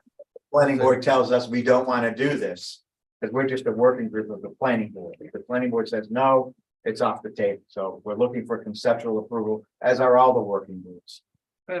You could ask for a straw. Thank vote. you. Go around the table and ask to vote. I think we're good enough. Anybody So, object? good? I think we can move forward. Okay, Fine with this. Okay. generally approved, yeah. Sounds great. All right. Can we go to the solar and wind? Is move- somebody there to talk about that, or should I? All right, we can do it on the- But we didn't. You don't. wanna do I the rest of read this? what they said. And unless I misread it. I thought they were suggesting that we approve people having 150-foot high. Turbine. Yeah. All right, Wind generator. wind generator, all right, right? Is anyone here from the group? Yeah, so. who's Yeah, on- we're definitely, that's in there, and we're definitely looking for some feedback today on. I have a real problem with something that is. A story is roughly 10 feet. More or less. Tara, can you talk about how right now there's nothing, right? Yeah, Like- so I was trying to, but Yeah. Sorry. Yeah, I'm not sure what's in front of us. Yeah. so what you have, what I sent out.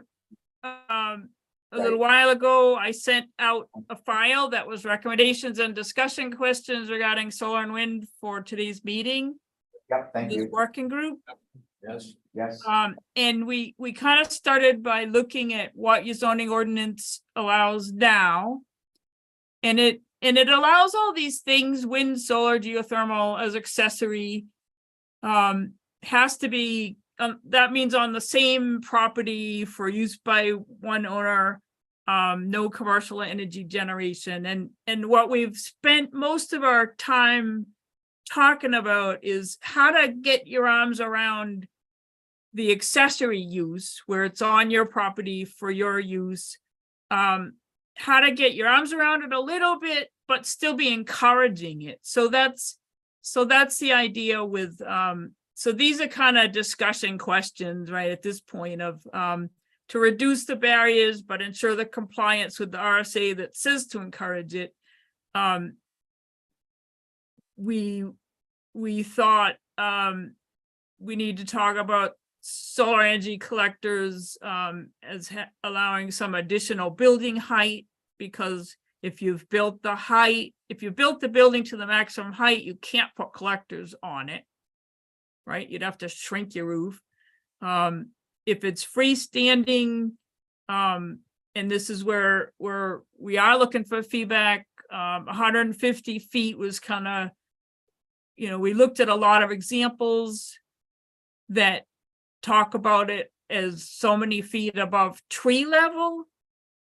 And I was kind of trying to stay away from that because you aren't a community of houses spread out in the woods. You're a little bit denser than that. Other people feel the same, that 150 is too high and you'd like us to look at that again? My issue and the 150 is what, I don't want to say slapped me in the face, but jumped out at me. 150 feet, unless I'm totally off the wall, is at least 15 stories. Yes, All right. yes. I'm not really excited about having a 15-story anything within our 500 acres. It'd be like having a fire tower in your next door neighbor's No, lawn. it's higher than the fire tower. All right, so good. We don't need to finalize anything tonight. We're gonna meet tomorrow and talk about your feedback. So we'll look at the height limit again. We'll try to come back with what looks like the minimum that's workable and go from there. We are still looking at noise limits. And we're gonna talk more about that tomorrow. Yes.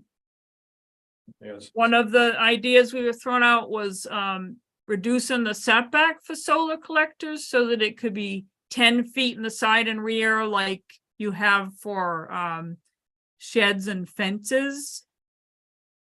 Because they're quiet, right? They don't have parties, they're quiet. Any feedback on that? That's a wind generators, the circulating of the vanes. No, I'm on D, Makes setbacks for solar collectors. That's fine. I didn't have, the only thing I had a serious problem with today was. Height. I mean, I went in and did some research on. Yeah, but we'll come back to Like- that. Yeah, we'll come back to that at the next meeting, but I'm looking for feedback on this 10-foot setback for the solar collector. I think that's fine as Yeah. a discussion item for our next, when you guys decide to present it. And E, we're still working on our recommendation of setbacks for freestanding wind towers. Right now, it's inadequate. You could have it, the usual setback, but it could be taller and fall onto the neighbor's property. So we're trying to improve that. What if you wanted, a lot of people in, especially the LDR, own more than one lot, could the solar collector or wind tower be on their other lot? Right now, the way the ordinance is written, they couldn't. I think that's worth discussing. Yeah. See why not? Yeah. And we're talking about safety requirements that will be putting in too. We haven't really gotten as far as talking about community solar or wind, where a bunch of lots would share it, and I've written that for a couple of communities. Or whether or not you want to allow some commercial wind or solar. My sense from how things are looking, and that we haven't even had time today to talk about the housing stuff, is that the rest of the working group might not agree with me, but my sense is I think we need to put these on the back burner for next year. If the planning board is supportive of either of these, I think we should be working on an amendment for next year for these other two scenarios.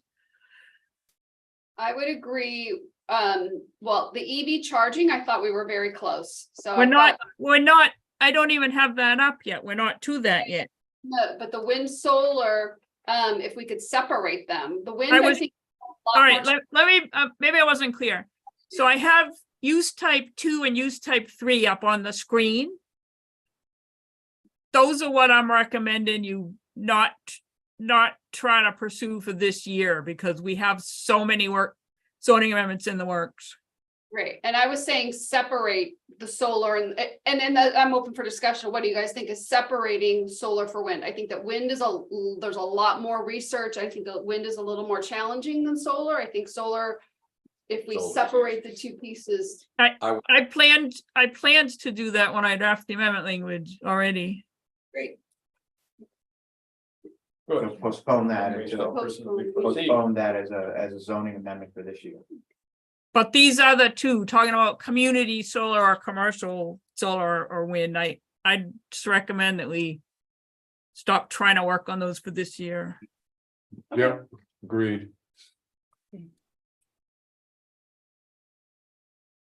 So I can go ahead and put up the EV, because we're pretty far along on those two.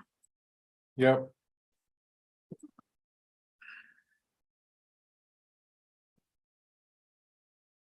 I've drafted, I mean, this one was sent out to you right after the last planning board meeting, so you've had a month to look at the language for this one.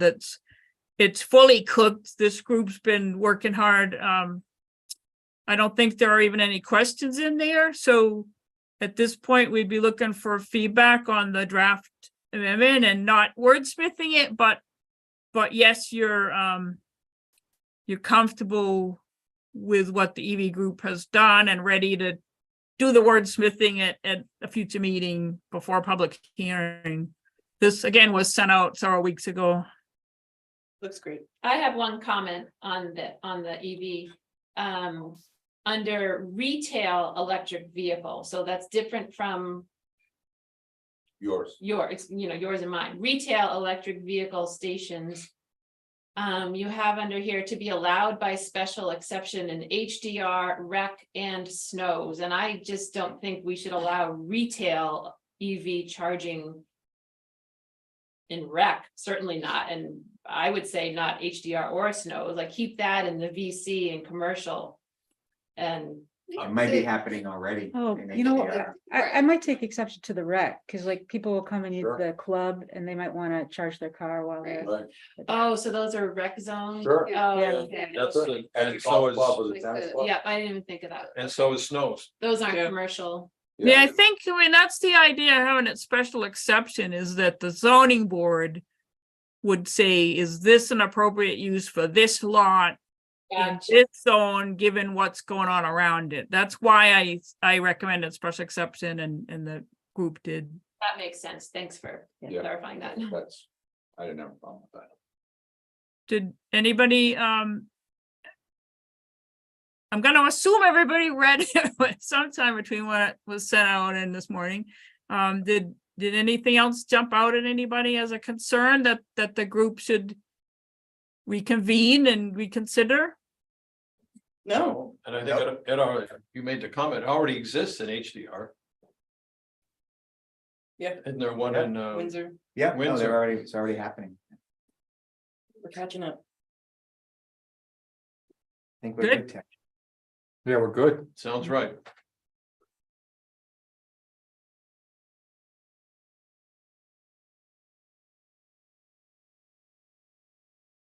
I think she's writing down a few things. I'm writing to look at height of wind towers All right, Yeah. tomorrow. you covered one. You're covered. Yeah, good luck with that group. Yeah. Dark sky? That, I almost say we should be putting off wind for a year and give people really time to look at this. We'll see, Mike. My concern right now is that the setback you have for it is unsafe. And I always concerned about putting off a safety issue. Can we move to dark skies? Yeah, Bill will give us the update. We okay to move on with that? Dark sky, wait, a minute. Sky. Yep, Bill's gonna give us the update. You gonna do it or am I gonna? No, he's Dark gonna do it. skies. Hang on a minute. Let me make sure Tara's on board with this. Are you okay, Tara, to move on to dark Yep. sky? Yeah, good. Okay. All right, Mr. Secretary.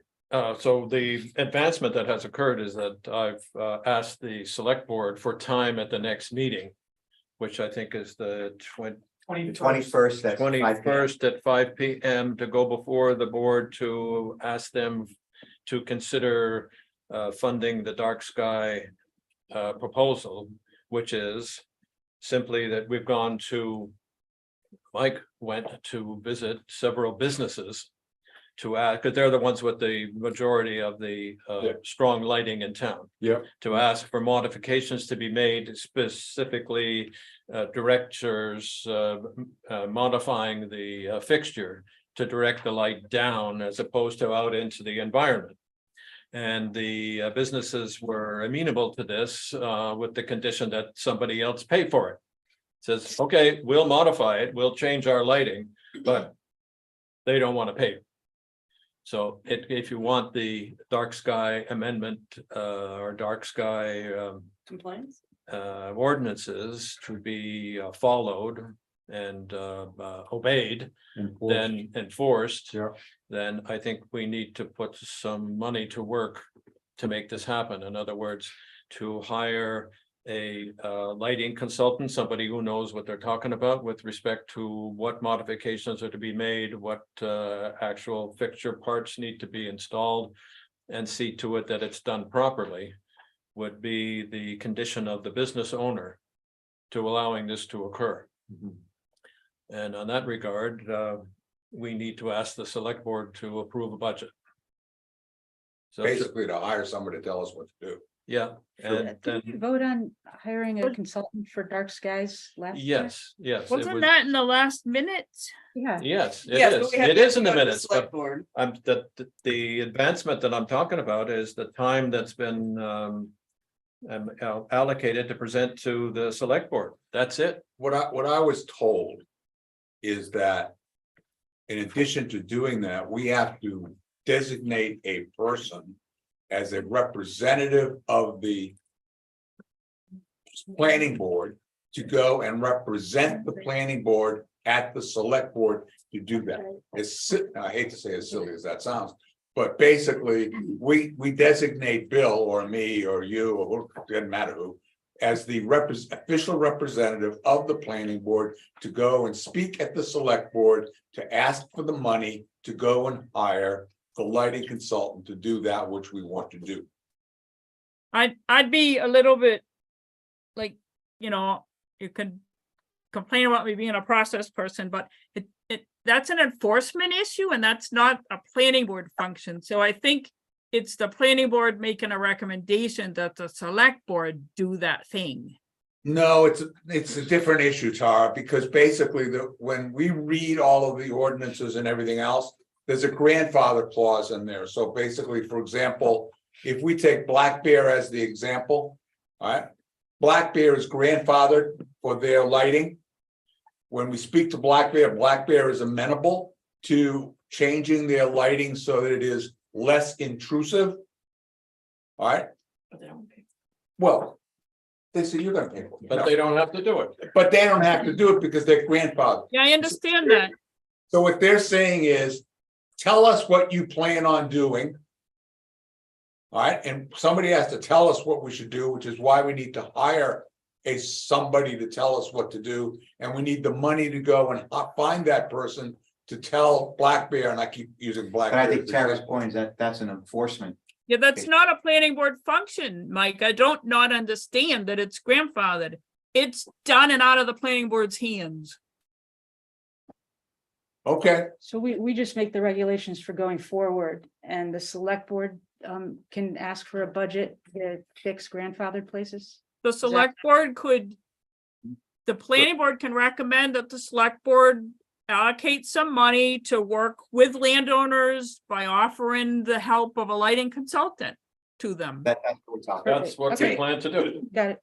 And it would be helpful if the select board heard from the plan with why they're making that recommendation, other than just a recommendation to do this. So we propose to make a presentation on the 21st. Why you want to do this, why you want the select board to allocate money.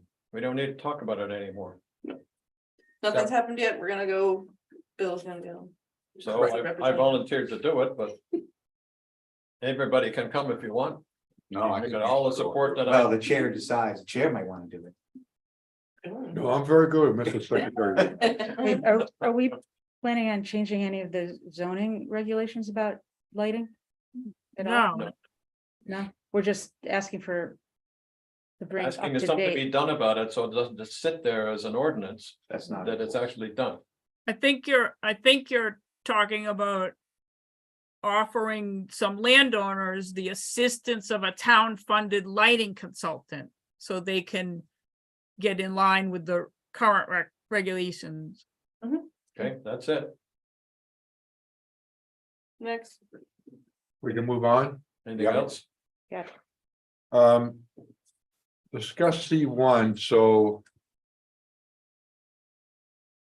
Because of the time we have here, I'm gonna suggest we move on to the next month discussing C1. Does anyone have a problem with that? No. No, I won't be. What was the I issue don't with understand. C1 at this point? Well, in the very beginning, we were concerned about C1 because of all the building that's going on at C1. I see. Oh, Right. about And residential we construction. wanted to discuss it, right?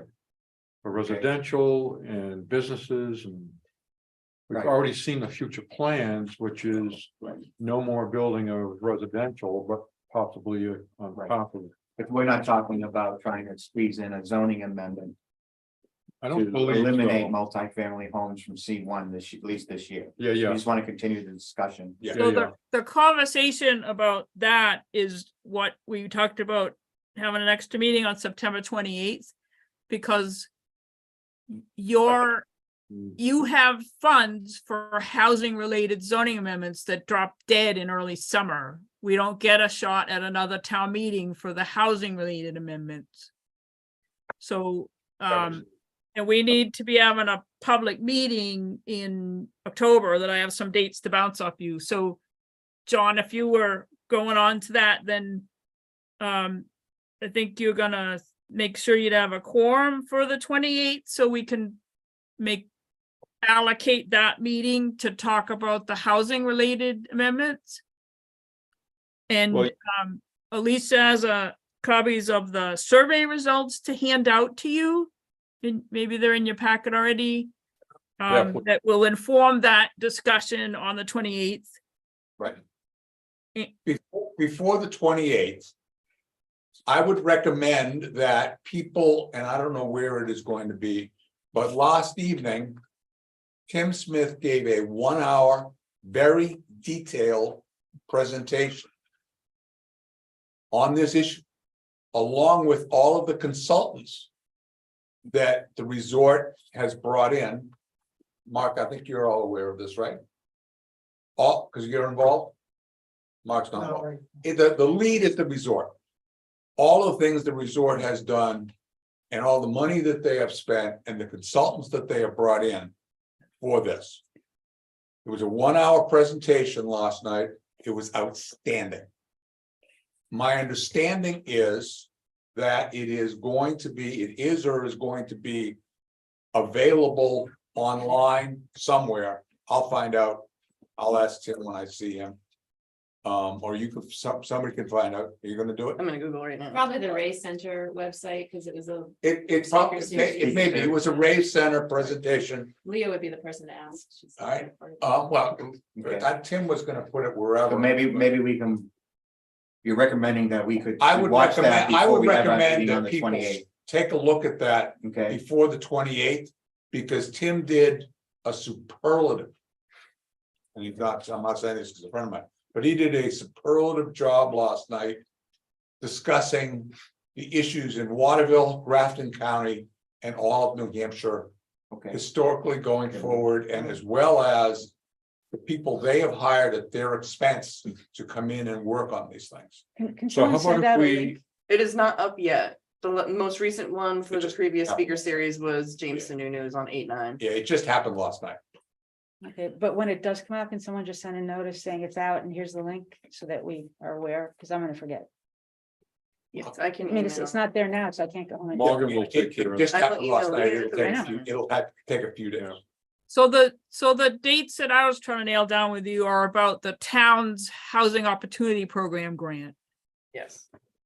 The town's grant that you sign on to and have obligations under to develop some housing related zoning amendments. So you have the survey results in your packet and the comments to think about. Is the September 28th all set? Is everybody? I think it is. That's what we gotta ask. Is everyone okay with the meeting for September 28th, 8 AM? Right. Yes. Then the next thing I need to do is nail down a date for the public meeting so that we can start making plans for that. Because the North Country Council, my North Country Council partner in this project would be on site for that, so I need to get it on her calendar. And I thought in order for you to have two chances to, like, if you tell me on September 28th what you want me to write for zoning amendments and then look at those at your October meeting, then we could have a public meeting the end of October to get feedback. And the 4 dates that we could do in the evening are October 23rd, 24th, 26th, or 30th. Thinking about something, it could be 4 o'clock, it could be 6:30, whatever you think will get the best attendance. But that would be the public meeting that the project needs for feedback on as you start thinking about possible housing related zoning amendments, we need to have a public meeting on those, not wait for the official formal public hearing process.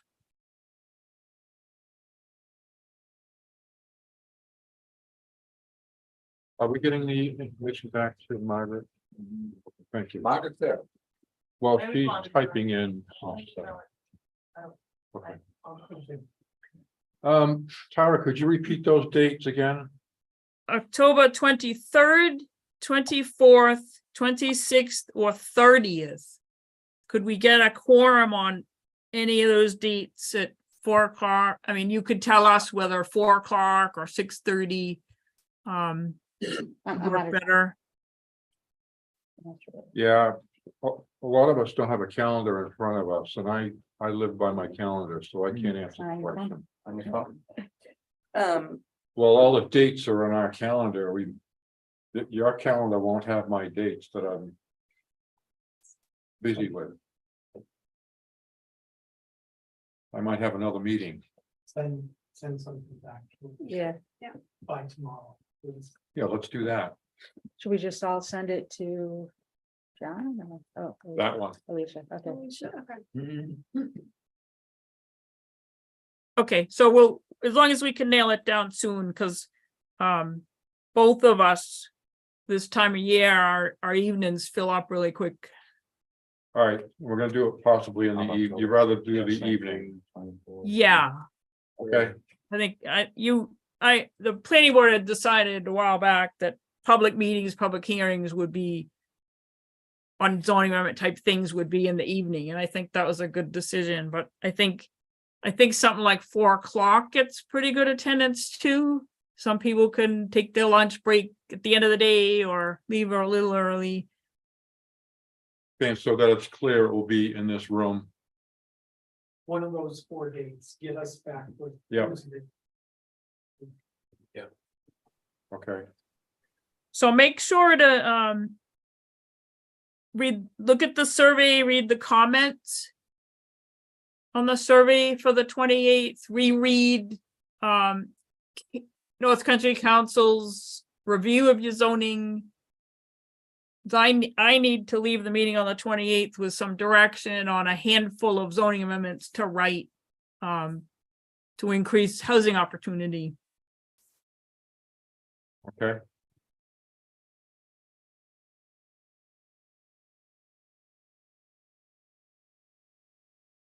Believe it or not, that's the end of my list for today. okay, let's go right to correspondence.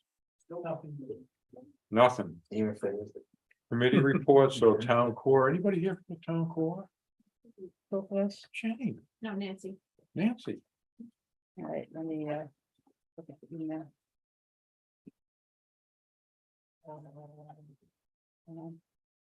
You surprised me. I like that. Snacks and save. Save the day. Yeah, it's gonna be a long one. Yeah. Quite right. Okay.